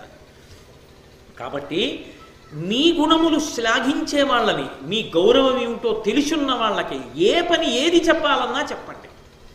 ఎంత ప్రేమతో చెప్పాడో చూడండి. నాన్నగారండి, ఎవరిని పిలిచే వాళ్ళని పిలిచి చెప్పకండి పని. ఇదిగో ఈ నలుగురిని చూపిస్తున్నాను మీకు. నాన్నగారు, నేను పీటల మీద ఉంటాను కదా కన్యాదానం చేస్తూ. నాన్నగారండి, ఎక్కడైనా మీరు ఇది చేయించాలనుకుంటే వీళ్ళ నలుగురిలో ఎవరినైనా పిలిచి చెప్పండి. ఎవరిని పడితే వాళ్ళకి చెప్పకండి. తెలియక మీరు నా తండ్రిని తెలియక మిమ్మల్ని ఎవరన్నా అధిక్షేపిస్తే నా మనసు అక్కడ నిలబడదు నాన్నగారండి. మహాసంకల్పం జరుగుతున్నా కొత్త ఉడికిపోతుంది. కాబట్టి మిమ్మల్ని తెలుసున్న వాళ్ళకే పని చెప్పండి అన్నాడు అనుకోండి కొడుకు. తండ్రికి అంతకన్నా అదేంటి పూజ ఉందా ఇంకా? అంటే తండ్రి మీద ఎంత ప్రేమ ఉందని గుర్తు. అదే కావాలి కృష్ణుడికి. ఉంటే కదండి పైకి వచ్చేది. మెట్ట వేదాంతం అని ఒక మాట ఉంటుంది, మనసులో ఉండాలి కానీ పూజ ఎందుకండి అంటాడు. నీ కొడుకు మీద ప్రేమ ఉండాలి కానీ వాడికి అన్నం పెట్టడం ఎందుకండి, వాడికి బట్టలు కొనడం ఎందుకండి? ఆగుతావా? ఏవి నీ కొడుకు మీద ఉంటే వాడికి బట్టలు కొంటున్నావు, వాడికి మోటార్ సైకిల్ కొంటున్నావు, వాడికి మంచి అన్నం పెడుతున్నావు. ఎక్కడో హైదరాబాద్లో ఉంటే కొత్తపల్లి కొబ్బరి వచ్చాయిరా అని చెప్పి అట్టపెట్టిలో పెట్టి బస్సుకిచ్చి పంపిస్తున్నావు. నీ కొడుకు అయితే ప్రేమ అయితే చేస్తావా? ఈశ్వరుడికి అయితే మనసులో ఉంటే చాలా. కొడుకు కూడా అలా పెట్టుకో మనసులో. కొడుక్కి పెడతాట, ఈశ్వరుడికి పెట్టట. మెట్టవేదం అంటే లేదని చెప్పడు, ధూర్తతనం, వాదన, అక్కర్లేని విషయాల్లో ప్రవేశించడం. కాబట్టి మహానుభావుడు ధర్మరాజు మాట్లాడేటంటే అంత అందంగా ఉంటుంది అని చెప్పి నకులుణ్ణి పిలిచి, నువ్వు స్వయంగా వెళ్ళి, పెద్దనాన్నగారు ఉన్నారు ధృతరాష్ట్రుడు, పెద్దనాన్నగారిని, తాతగారు ఉన్నారు భీష్మాచార్యుల వారు, అన్నదమ్ములు ఉన్నారు దుర్యోధన దుశ్శాసనులు, అంతేకాదు మహాపూజనీయులు ఎవరు కనపడితే ఉత్తర క్షణంలో మనం వారికి ఎడం చేతి వైపు మన కుడి చేతి వైపున ఉంచి తిరగాలో అంతటి మహాపూజనీయులైనటువంటి ద్రోణాచార్యుల వారు, కృపాచార్యుల వారు ఉన్నారు. వాళ్ళు మన గురువులు. వాళ్ళకి శుభలేఖ వేసి ఏదో కబురు చేయడం కాదు, నువ్వు స్వయంగా వెళ్ళి రథాలు పట్టుకెళ్ళి వాళ్ళని ఎక్కించి తీసుకురా. మీరు వచ్చేయండి చెప్పడం కాదు, ఒకరిని తీసుకెళ్లడంలో అంత గౌరవం ఉండాలి. అది గౌరవం అంటే, అది మర్యాద అంటే. దానికి ప్రసన్నుడయ్యేది గురువు. నువ్వు మిగిలిన వాళ్ళని రమ్మని కబురు చేశాడు. ఎవరిని? సమస్త ధరామండలమనందున్న చాతుర్వర్ణముల వారిని రమ్మన్నాడు. ఒక్క పెద్దనాన్నగారు, తాతగారు, గురువు గారులని మాత్రం నకులా నువ్వు దగ్గర ఉండాలి, వాళ్ళని రథం ఎక్కించు. వాళ్ళు కూర్చున్నారా, క్షేమంగా భద్రంగా ఉన్నారా, ఇప్పుడు నువ్వు దగ్గరుండి తీసుకురా. దగ్గరుండి చెయ్యి ఇచ్చి దింపు, దింపి తీసుకొచ్చి విడిదిలో దింపు. ఎందుకని? వచ్చిన వాళ్ళు మహాత్ములు. గురువుగారు వచ్చేటప్పటికి నేను ఎక్కడో ఉండొచ్చు, కానీ నా ప్రతినిధిగా, నా తమ్ముడిగా నువ్వు ఉండి దింపాలి. అది అన్నదమ్ములంటే. కాబట్టి నువ్వు వెళ్ళి స్వయంగా తీసుకురా. బయలుదేరాడు నకులుడు. తీసుకొచ్చాడు ధృతరాష్ట్రుడిని, తీసుకొచ్చాడు దుర్యోధన దుశ్శాసనుల్ని, వాళ్ళ యొక్క మిగిలినటువంటి సోదరుల్ని, భీష్మాచార్యుల వారిని, ద్రోణాచార్యుల వారిని, కృపాచార్యుల వారిని అందరినీ తీసుకొచ్చాడు. ధర్మరాజు గారు వెళ్ళాడు. భీష్మాదులందరూ వచ్చి కూర్చున్నారు ఉచితాసనముల మీద. అందరి దగ్గరికి వెళ్ళి 2 చేతులొగ్గి నమస్కరించాడు. అది పెద్దల పట్ల గౌరవం అంటే. ఉగ్గి నమస్కరించి ఒక మాట అన్నాడు, మీ అనుగ్రహమున చేయంగ గడగితి ఇమ్మహాద్ధరంబు నిమ్మితోడా దీని నిందరును అనూనంబుగా భూని పెంపు మెరసి నిర్వహింపవలయు. నేను రాజసూయం చేస్తున్నాను అనుకోకండి, మీ అందరి అనుగ్రహం నా చేత రాజసూయం చేయిస్తోంది. కాబట్టి మీ అందరూ కూడా ఈ యాగ నిర్వహణ నా చేత జరిపించి నన్ను కృతకృత్యుణ్ణి చెయ్యండి అని వాళ్ళకి పెద్దరికం ఇచ్చాడు. పెద్దరికం ఇచ్చి ఎవరెవరు ఏ కార్యములను చూస్తూ ఉండాలో చెప్పాడు. ఎందుకని పెద్దరికానికి ఒక నియమం ఉంటుంది. అడగలేదనుకోండి చెప్పరు, అడగకుండా చెప్పకూడదు, అది మర్యాద. అనవసరపు పెద్దరికం. తీరా చెప్పిన తర్వాత మాకు అది అలవాట్లేదండి అన్నాడు అనుకోండి, ఏమైపోతావు? నీ పెద్దరికం కాలిపోతుంది. ఎందుకు అక్కర్లేని పెద్దరికం నీకు? అందుకని అడగకుండా చెప్పకూడదు. మహానుభావుడు స్వామి హనుమకి తెలుసు, మతంగ మహర్షి ఉన్నటువంటి ఋష్యమూక పర్వతం మీదకి వెళ్ళిపోతే వాలి చచ్చిపోడు, సుగ్రీవుడు చచ్చిపోడు, వాలి అక్కడికి రాడని తెలుసునా చెప్పలేదు. సుగ్రీవుడు పరిగెడుతున్నాడు, తాను పరిగెత్తాడు. భూమండలం అంతా తిరిగి వచ్చేసాడు. తిరిగి వచ్చేసిన తర్వాత ఆఖరణ ఓ సందర్భంలో అడిగాడు వాలి, సుగ్రీవుడు, ఎందుకు చెప్పలేదు ఈ విషయం ముందే నాకు అని అడిగాడు. నువ్వు అడగలేదు కదా. అడగాలి. పెద్దల దగ్గరికి వెళ్ళినప్పుడు అడిగి నిమంత్రణం చేసుకోవాలయ్యా, మీరు మాకు ఈ కార్యాన్ని మీరు లేని నాడు ఎలా జరుగుతుంది, మీరు నిర్వహించండి అని చెప్పాలి. కాబట్టి భీష్మునికి ద్రోణునికి ఇచ్చాడు అధికారం. ఇది పెద్దరికం అంటే. మహాభారతాన్ని చూసి నేర్చుకోవాలి. భీష్మద్రోణులకి ఈ పనులు చెయ్యండి అని చెప్పలేదు. కార్యాకార్యముల యందు ఆజ్ఞ చేసే అధికారము ఇది అన్నాడు. ఎందుకని? ఇంటి పెద్దవాడు, వంశ పెద్ద తాతగారు భీష్మాచార్యుల వారు. తాతగారు మీ పని ఏమిటో తెలుసా? అలా కూర్చుని కార్యాకార్యముల యందు శాసనము, ఒరే ధర్మజా ఈ పని చెయ్యి, ఒరే ధర్మజా ఈ పని చెయ్యకు, ఈ రెండిటినీ చెప్పడం మీ అధికారం. కులమునందు తన కుటుంబమునందు పెద్దవాడైన భీష్ముడికి అధికారం ఇచ్చాడు, గురువైన ద్రోణునికి అధికారం ఇచ్చాడు. గురువు అధికారి అలా చెప్పడానికి. గురువుగారు మీరు కూడా కార్యాకార్యముల యందు నన్ను ఆజ్ఞాపించండి, ఇది చెయ్యి ఇది వద్దు మీ ఇష్టం. మీరిద్దరూ ఎవరైనా చెప్పారనుకోండి, ఇప్పుడు ఎందుకులేండి అన్న మాట నేననే సమస్య ఉండదు. అందుకని మీది కార్యాకార్యముల యందు ఆజ్ఞ. దానమునందు నేను ఎవరికి ఏది దానం చెయ్యాలి, ఎంత దానం చెయ్యాలి, ఎవరి పాత్రత ఎంత, ఎవరి అర్హత ఎంత, ఎవరికి ఎంతంత నేను ఇవ్వాలి నిర్ణయించే అధికారం కృపాచార్యుల వారిది. ఎందుకని? అపాత్రునకు దానం వెళ్ళకూడదు. పాత్రత అపాత్రత నిర్ణయించగలిగిన వాడు గురువు. కాబట్టి కృపాచార్యుల వారికి ఇచ్చాడు. ఎవరికి ఎంత దానం చెయ్యాలో మీరు చెప్పండి, అంత దానం చేస్తాను. పదార్థ వినియోగం విదురుడు. ఎందుచేత? మహాధర్మాత్ముడు, నీతి విశారదుడు. కాబట్టి యజ్ఞం జరిగేటప్పుడు ఏ పదార్థం ఎంత వెయ్యాలో అంత వెయ్యాలి. ఎందుచేత అంటే అందులో గమ్మత్తు ఉంటుంది. సందర్భాన్ని బట్టి, సమయాన్ని బట్టి, వాడవలసిన పరిస్థితుల్ని బట్టి, అక్కడ ఉన్న పరిస్థితుల్ని బట్టి పదార్థాన్ని మారుస్తారు. ఒక యాగం చేసేటప్పుడు యాగ సంకల్పానికి యాగం జరిగే రోజుకి మధ్యలో ఆ యజ్ఞం చేస్తున్నటువంటి కర్త యజమాని శత్రువుల యొక్క బాధను ఎదుర్కొంటున్నాడు అనుకోండి, ఆ వాడే పదార్థంలో ఒకటి కలుపుతారు. అది ఏమిటో ఇప్పుడు మీకు నేను ప్రకటనంగా చెప్పవలసిన అవసరం లేదనుకోండి, ఎందుకంటే ఎవరికి వాడు ఎవరినో శత్రువుగా భావించి యాగాల మొదలెడితే లేనిపోని కూడా ఒక ప్రత్యేక పదార్థాన్ని కలిపి ఆ పదార్థంతో యాగం చేస్తారు. యాగం చేస్తే శత్రువులు పడిపోతారు, వాళ్ళు బలహీనులైపోతారు, వాళ్ళు ఇక విజయం సాధించలేరు. ఆ పదార్థాన్ని వాడతారు యజ్ఞంలో. అది నీతిశాస్త్ర విశారదుడైనటువంటి విదురుడికి తెలుసు, ధర్మబుద్ధి కలిగినటువంటి వాడు. తెలిసి వాడడం తప్పు. ఎందుకో తెలుసా? నాకు ఇవాళ ఎవరినో చూసి కోపం వచ్చి వాడు నా శత్రువుని ప్రకటించేశాను అనుకోండి, యాగం చేసేశాను, వాడు పడిపోయాడు, దెబ్బతిన్నాడు. ఆ తర్వాత వాడిని చూడడానికి వెళ్ళా సంతోషంగా. వాడు ఏమయ్యా 2 రోజులో 3 రోజుల నుంచి నీ దగ్గరికి రాలేకపోయాను. ఎందుకు రాలేకపోయానో తెలుసా? ఈ ఇబ్బంది వల్ల రాలేకపోయినా. బాగా జరుగుతోందా యాగం అని అడిగాడు. అయ్యయ్యో వాడు నా మీద కక్ష పెట్టుకున్నాడు అనుకున్నాను, పాపం ఇంత ఇబ్బందిలో ఉన్నాడా అని బాధపడ్డాడు. ఇప్పుడు ఏం చేయాలి? చెయ్యి దాటిందా? అందుకే అలా చెయ్యొచ్చు, చెయ్యకూడదు, అటువంటి తప్పుడు పని చేయకూడదు. ఇప్పుడు ఇంతవరకు అవసరం ధర్మాధర్మములు తెలుసున్నవాడు తప్ప పదార్థ వినియోగం చేయడానికి అధికారి కాడు. అందుకే విదురుడికి ఆ అధికారం ఇచ్చాడు. ఇచ్చి కానుకలు ఉంటాయి, వచ్చినటువంటి వాళ్ళు సమస్త భూమండలం నుంచి రాజులు వస్తారు. ఇది ధర్మరాజు గారి రాజకీయ వ్యూహ రచన నిపుణత.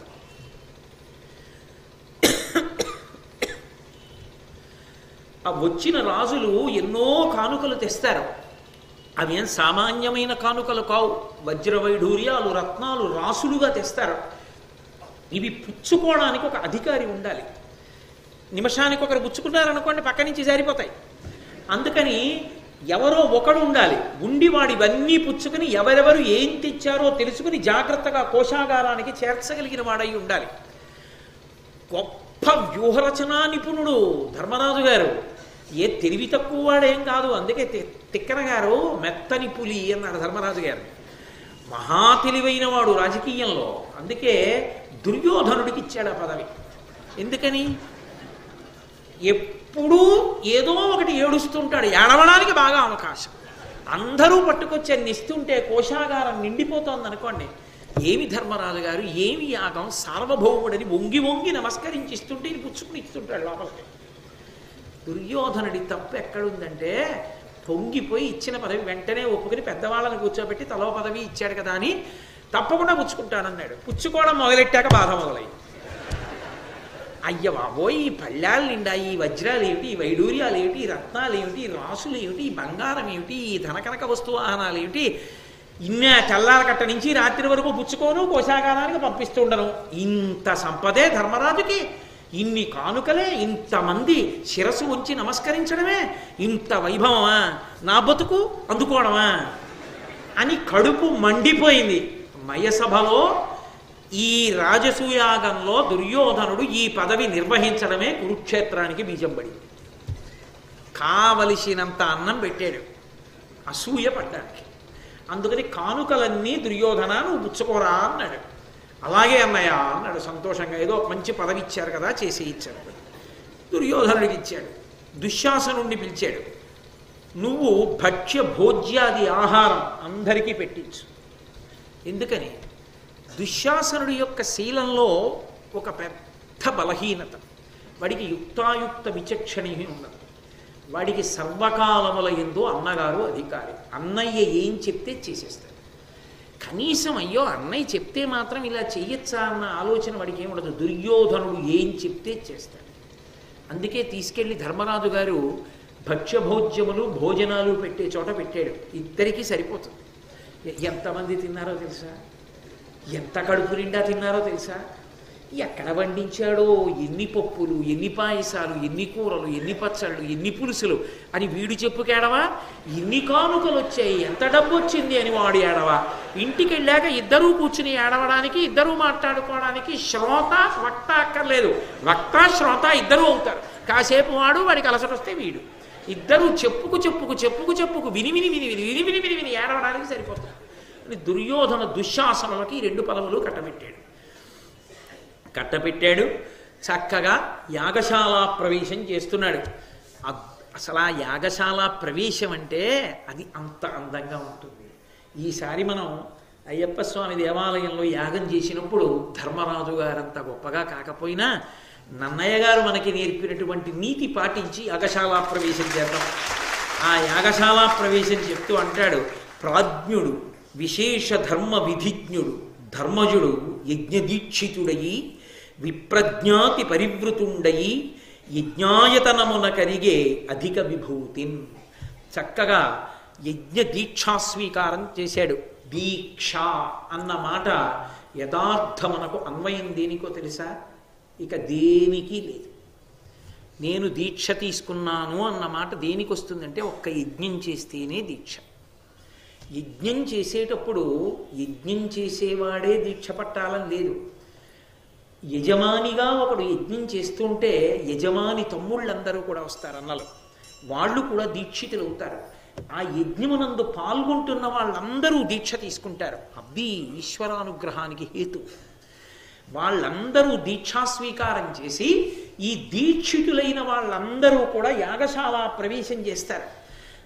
ఆ యాగశాలకి నడిచి వెళ్ళేటప్పుడు వేద నినాదము ఆశీర్వాద నినాదము అనేక వాదిత్ర మహానాదంబు చెలగా అవ్యనినాదంబు జనంబులకు వినపడకుండన్ అన్య నినాదంబు జనంబులకు వినపడకుండన్. ఆ యాగశాల ప్రవేశం చేస్తుంటే ఆ ఋత్విక్కులందరూ గట్టిగా వేదం చదువుతుంటే ఒక పక్క వేదమంత్రాల యొక్క ఘోష, ఒక పక్క ఆశీర్వాద నినాదము, చక్కగా కొంతమంది బ్రాహ్మణులు పెద్దలు అందరూ కలిసి ఆశీర్వచనం చేస్తుంటే అనేక వాదిత్ర మహానాదంబు చెలగా అనేకమైనటువంటి మంగళవాయిద్యములు మోగుతుంటే మంగళవాద్యముల యొక్క ఘోష పైకి వినపడుతుంటే అన్యనినాదంబు జనంబులకు వినపడకుండన్. ఎవడో ఏదో పిచ్చి మాటలు మొదలెట్టాడు అనుకోండి, అప్పుడు ఆ మాట వినపడదు, కాసేపు అది వినపడదు కాబట్టి ఆపేస్తాడు. ఆగిపోయేటట్టుగా అన్యమైన ప్రసంగాలు అంత గట్టిగా వేదమంత్రాలు చదువుతూ అంత గొప్పగా ఆశీర్వచనం చేస్తూ అంత గట్టిగా మంగళవాద్యం చేస్తూ యాగం చేసేటటువంటి వాళ్ళందరూ దీక్షితులై ఆ సంభారములను చేత పట్టుకుని పరమ పవిత్రంగా భగవన్నామని చెప్తూ తన వారి అందరితో కలిసి జ్ఞాతులతో కలిసి అంటే దుర్యోధనాదులతో కలిసి అందరూ కలిసి యాగశాల ప్రవేశం చేశారు. ఎందుకని? యాగశాల అన్న మాటకి గొప్పతనం ఎక్కడొచ్చిందంటే దేవతలు వచ్చి కూర్చుంటారు అక్కడ. అది దేవతలు కూర్చునే భూమి. ఎందుకని? నన్ను, నా తమ్ముణ్ణి, నా భార్యని, నా బిడ్డల్ని మీరు మీ ఇంటికి భోజనానికి పిలిచారనుకోండి, నేను తిన్నగా వచ్చి భోజనం చేస్తానా? వచ్చి ఒక్క నిమిషం కూర్చుంటానా? కాళ్ళు కడుక్కోండి అంటారా? కూర్చుంటానా ఒక్క గడియ? కూర్చున్న తర్వాత కదా అయ్యా వడ్డన చేసేసాను రండి అంటారు, అప్పుడు కదా పెడతాను. హవిస్సు ఇచ్చేటప్పుడు ఆ హవిస్సు పుచ్చుకోవడానికి ముందు కూర్చుంటారు కదా దేవతలందరూ. దేవతలు కూర్చున్న భూమి సుసంపన్నమైన భూమి. అది గోమయం చేత అలికి అలా సిద్ధం చేస్తారు దాన్ని. యజ్ఞదీక్షితుడై దురద వేస్తే గోక్కోవడం కూడా ఇక గోళ్లతో గోక్కోకూడదు, దుప్పి కొమ్ము జేబులో పెట్టుకోవాలి, పంచెలో పెట్టుకుని ఆ దుప్పి కొమ్ము తీసి గోక్కుంటారు. అలా యజ్ఞదీక్షితుడై ఇంత మంగళధ్వనితో ఆ యాగశాల ప్రవేశం చేశాడు ధర్మరాజు గారు. ఆ ఋత్విక్కులందరినీ వరించాడు. మూర్తీభవించిన అనంత వేదాల వంటి వారైన పైల ధౌమ్యులు ఋగ్వేద తంత్రాన్ని నిర్వహించేటటువంటి ఋత్విక్కులుగా, అసలు వాళ్ళ దర్శనం చాలండి, వాళ్ళ పేర్లు వినడం చాలు. యాజ్ఞవల్క్యుడు యజుర్వేద తంత్రాన్ని నడిపే ఆధ్వర్యుడుగా, వేదవ్యాసుడు ప్రధాన ఋత్విక్కైన బ్రహ్మగా, ఏ వేదవ్యాసుడు మహాభారత రచన చేశాడో ఆ వేదవ్యాసుడే బ్రహ్మగా ఉన్నాడు యజ్ఞానికి. అందుకే మహాభారతం ఇతిహాసం. పాత్ర అని నేను అన్నాను అనుకోండి, అది కాల్పనికము, అది కల్పింపబడినది, కృతకము, రచింపబడినది అని గుర్తు. ఇతిహాసం అంటే ఇతిహాసం, ఇది ఇట్లాగే జరిగినది. అందులో వ్యక్తి అనాలి, పాత్ర అనకూడదు. వ్యాసుడు వ్యక్తి, భీముడు వ్యక్తి, ధర్మరాజు గారు వ్యక్తి. ధర్మరాజు గారు పాత్ర అనకూడదు. పాత్ర అంటే అది ఎవడో కల్పించాడు, ఎవడో నాటకం వేశాడు కాదు, అది అలా జరిగింది యథార్థంగా. కాబట్టి వేదవ్యాసుడు కూడా అందులో ఒక వ్యక్తి. కాబట్టి వేదవ్యాసుడు ప్రధాన ఋత్విక్కైనటువంటి బ్రహ్మగా, అందులో వీళ్ళందరికీ వేద విభాగం చేసి మహానుభావుడు ఆయనే ఇచ్చాడు వేదం. ఎంత మురిసిపోతాడు ఈ శిష్యుల్ని చూసుకుని గురువుగారు. సుసాముడు సామవేద తంత్రాన్ని నడిపే ఋత్విక్కుగా ఈ నలుగురి యొక్క పుత్ర శిష్య సమూహాలతో, మళ్ళీ ఈ నలుగురి యొక్క కొడుకులు, నలుగురి యొక్క శిష్యులు, వీళ్ళందరూ కలిసి మైత్రావరుడు, అచ్చావాకుడు మొదలైన వారు సహాయ ఋత్విక్కులుగా, నారదాది బ్రహ్మర్షులు సదస్యులుగా అంటే వచ్చి కూర్చుని చూసేటటువంటి వారు, భీష్మాది రాజర్షులు సహాయులుగా, భీష్ముడు మొదలైనటువంటి రాజర్షులందరూ కూడా యాగ నిర్వహణకి సహాయం చేస్తున్నారు. అన్ని విధాలా సమగ్రమై 6 వేదాంగాలైన శిక్షా వ్యాకరణాదులతో నిండినదై సంపూర్ణమైనటువంటి దక్షిణలతో యజ్ఞం చేసేటప్పుడు దక్షిణ ఇవ్వడంలో వెనక్కి తీయకూడదు. ఎక్కడ సుసంపన్నమైన దక్షిణతో యజ్ఞం జరుగుతుందో ఆ యజ్ఞము పురుష రూపాన్ని ధరించి వెళ్ళి ఇంద్రసభలో నిలబడుతుందని చెప్పి మీరు మొన్న తెలుసుకున్నారు. కాబట్టి సంపూర్ణ దక్షిణతో కూడినదై ధనధాన్య సమేతమై జగన్నాథుడైన శ్రీకృష్ణునిచే రక్షితమై సర్వ ప్రజలకు ఆనందకారకమై ఆ యాగం ప్రారంభమైంది. ఒక యాగం జరుగుతుంటే ఆనాడు శ్రీరామాయణంలో బాలకాండలో దశరథ మహారాజు గారు పుత్రకామేష్టి చేస్తున్నప్పుడు, అశ్వమేధయాగం చేస్తున్నప్పుడు సరయూ నది ఒడ్డున వేసినటువంటి పెద్ద పెద్ద పందిళ్లలో కొన్ని వేల మంది ఎక్కడ చూసినా రెండే మాటలట, ఇక వద్దు చాలు, ఇక వద్దు చాలు, బ్రేవమని త్రేణిస్తూ బయటికి వచ్చేవారట. అలా కొన్ని లక్షల మంది వస్తూ ఉండేవారు, తింటుండారు, వెడుతుండేవారు. ఆ ధర్మరాజు గారి మంత్రులు చెప్పారు, కోశాగారం అంతా ధాన్యంతో, పప్పులతో, నేతితో, నూనెతో నిండిపోయి ఉంది. ఎన్ని లక్షల మంది తిన్నా పర్వాలా. 4 దిక్కులకు వెళ్ళి తమ్ముళ్ళు అంత ఐశ్వర్యాన్ని తీసుకొచ్చారు. ఇంతమందికి భోజనాన్ని తయారు చేస్తున్నారు, వడ్డిస్తున్నారు. వాళ్ళందరూ సంతోషంగా తింటున్నారు. ఒక పక్క భోజనాలవుతున్నటువంటి కోలాహలం, వాళ్ళందరూ సంతోషాన్ని పొందుతున్నారు. ఆ జరుగుతున్నటువంటి యాగాన్ని చూడడానికి పెద్దలైనటువంటి నారదుడు మొదలైనటువంటి దేవర్షులు వచ్చారు. భీష్మాచార్యుడు వంటి రాజర్షి మహానుభావుడు, ఆయనే ధనస్సు పట్టుకుంటే ఎవడ ఆపగలడు ఆయన్ని. అటువంటి భీష్మాచార్యుల వారు పెద్దవాడై సహాయకుడై కూర్చునున్నాడు. ద్రోణుడు, కృపాచార్యుడు, గురువుగారులు కూర్చునున్నారు. మహానుభావులైనటువంటి వేదవ్యాసుడు బ్రహ్మస్థానంలో కూర్చున్నాడు. సుశిక్షితుడై పరమభక్తితో చెయ్యడానికి ధర్మరాజు గారు తన తమ్ములతో, జ్ఞాతులతో కలిసి యజ్ఞదీక్ష తీసుకుని యాగం చేస్తున్నాడు. అసలు నిజంగా మీరొక్కసారి మనసుతో ఊహించండి, ఎంత కన్నుల పండుగగా, ఎంత సంతోషంగా, అంత జన కోలాహలంతో ఎంత ఆనందంగా జరిగిందో ఆ యాగం. అలా జరుగుతుంటే మహామఖమునందు అగ్నిముఖంబున విపుల మంత్రాహుతి వితతి చేసి సకల దేవతలను సంపూర్ణ దక్షిణ దానోత్సవంబున ధరణిసురులు సముచిత సత్కార శత సహస్రంబుల అఖిల రాజన్యులు అభిమతాన్నదానంబు పెంపున ధరణీజనంబులు తద్దయు తృప్తులై ధర్మచరితు అనఘు ధర్మతనయు అనుజ సమన్వితు సంస్తుతించి అధిక సమ్మదమున అని కురుప్రభునకు అట్లు వైశంపాయనోక్తమైన కథ రసోత్కటముగా. వైశంపాయనుడు మహానుభావుడైనటువంటి జనమేజయుడికి చెప్తున్నటువంటి భారత కథ. ఆ జరుగుతున్నటువంటి యాగంలో ఆ మహామఖమునందు అగ్నిముఖంబున విపుల మంత్రాహుతి వితతి చేసి ఆ హోమగుండంలో అగ్ని పొగ లేకుండా ప్రజ్వరిల్లుతుంటే వేదవ్యాసుడు వంటి మహర్షులు, ఆ పైలుడు మొదలైనటువంటి వేదవేత్తలు వీళ్ళందరూ కూర్చుని సుస్వరంతో వేదమంత్రాలు చెప్తూ స్వాహాకారంతో పిలుస్తుంటే ఒక్కొక్క దేవత వచ్చి చెయ్యి చాపుతుంటే అగ్నిలోకి హవిస్సు, నెయ్యి, సమిధ వేస్తుంటే వాటిని పుచ్చుకుని దేవతలందరూ సంతోషంగా వెళ్ళిపోతున్నారు. ఇంత గొప్ప మంత్రాలు స్వాహాకారంతో చెవుల్లోకి వినపడుతుంటే సకల దేవతలను సంపూర్ణ దక్షిణా దానోత్సవంబున ధరణిసురులు దేవతలందరూ అలా ప్రసన్నులైతే ఒక పక్క వచ్చినటువంటి బ్రాహ్మణులందరికీ కృపాచార్యులు వారు వారి వారి శక్తిని బట్టి ఎంతంత దానం చెయ్యొచ్చని నిర్ణయం చేశారో దానికి కొన్ని రెట్లు దానం ధర్మరాజు గారు చేస్తుంటే మహానుభావుడు ధర్మరాజు గారు ఏమి రాజసూయ మహాయాగం చేశాడయా, వచ్చినందుకు మంచి దక్షిణ దక్కిందని బ్రాహ్మణులు సంతోషపడిపోయి దక్షిణ పట్టుకు బయలుదేరుతుంటే సముచిత సత్కార శత సహస్రంబుల అఖిల రాజన్యులు, ఒక్కడు కాదు, ఇద్దరుడు కాడు, కొన్ని లక్షల మంది రాజులు, అంతమంది రాజులు అంత డాంబికంగా వాళ్ళ వేషాలు ధరించి మెడలో దారాలు వేసుకుని వాళ్ళందరినీ కూడా ఒక పక్క సత్కార సభ జరుగుతుంటే ఎక్కడెక్కడ నుంచో వచ్చినటువంటి రాజుల్ని ప్రీతి పురస్సరంగా వాళ్ళకి తగినటువంటి సత్కారం చేసి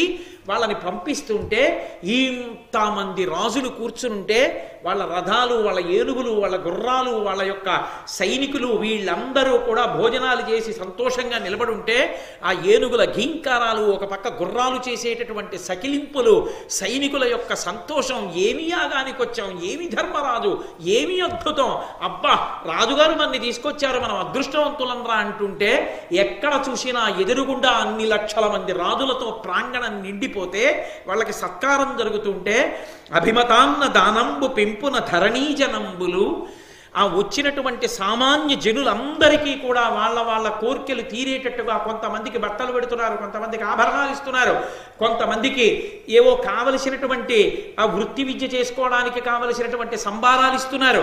ఆ వచ్చిన ప్రతివాడు ఏదో ఒక కానుక పుచ్చుకుని ఆ కానుకని చూసి ధర్మరాజు గారు ఎంత గొప్ప కానుక ఇచ్చాడ్రా, ధనం ఉన్నందుకు. ఇది కదు నారదుడు మొదట చెప్పాడు, ధనం ఉన్నది ఎందుకయ్యా, దత్త సుఖము, దాన్ని దానం చెయ్యాలి, సుఖం అనుభవించాలి. ఉన్నది ఆ కోశాగారంలో పెట్టుకు దాచుకోలేదు. వచ్చిన వాళ్ళందరికీ ఋత్విక్కులకి ఇస్తున్నాడు, బ్రాహ్మణులకు ఇస్తున్నాడు, సామాన్య జనులకు ఇస్తున్నాడు, రాజులను సత్కరిస్తున్నాడు. ఇంతమందిని ఇన్ని రకాలుగా సత్కరిస్తుంటే ప్రజలందరూ మురిసిపోయి ఆ సంభారాలు పట్టుకుని వెళ్ళిపోతుంటే వీళ్ళకి ఇవి ఇవ్వమని కృపాచార్యుల వారు నిర్ణయం చేస్తుంటే తదనుగుణంగా దాన ధర్మాలు జరుగుతుంటే తద్దయు తృప్తులై ధర్మచరితు వాళ్ళందరూ పరమతృప్తితో అబ్బా ఎటువంటి యాగానికి వచ్చాం అని అంత దూరం కనుచూపు మేర జనం ఒక పక్క భోజనాలు చేసేవాళ్ళు, వస్తున్న వాళ్ళు, భోజనాలు కడుతున్న వాళ్ళు, ఆ వాహనాలకి ఆ జంతువులకి కావలసినటువంటి గ్రాసం సత్కారం పొందుతున్న రాజులు, వెళ్ళి ధర్మరాజు గారికి నమస్కారం చేసేవాళ్ళు, కానుకలు కట్టేవాళ్ళు, పుచ్చుకుంటున్న దుర్యోధనుడు, ఓ పక్క భోజనాలు, ఓ పక్క భీమసేనుడు.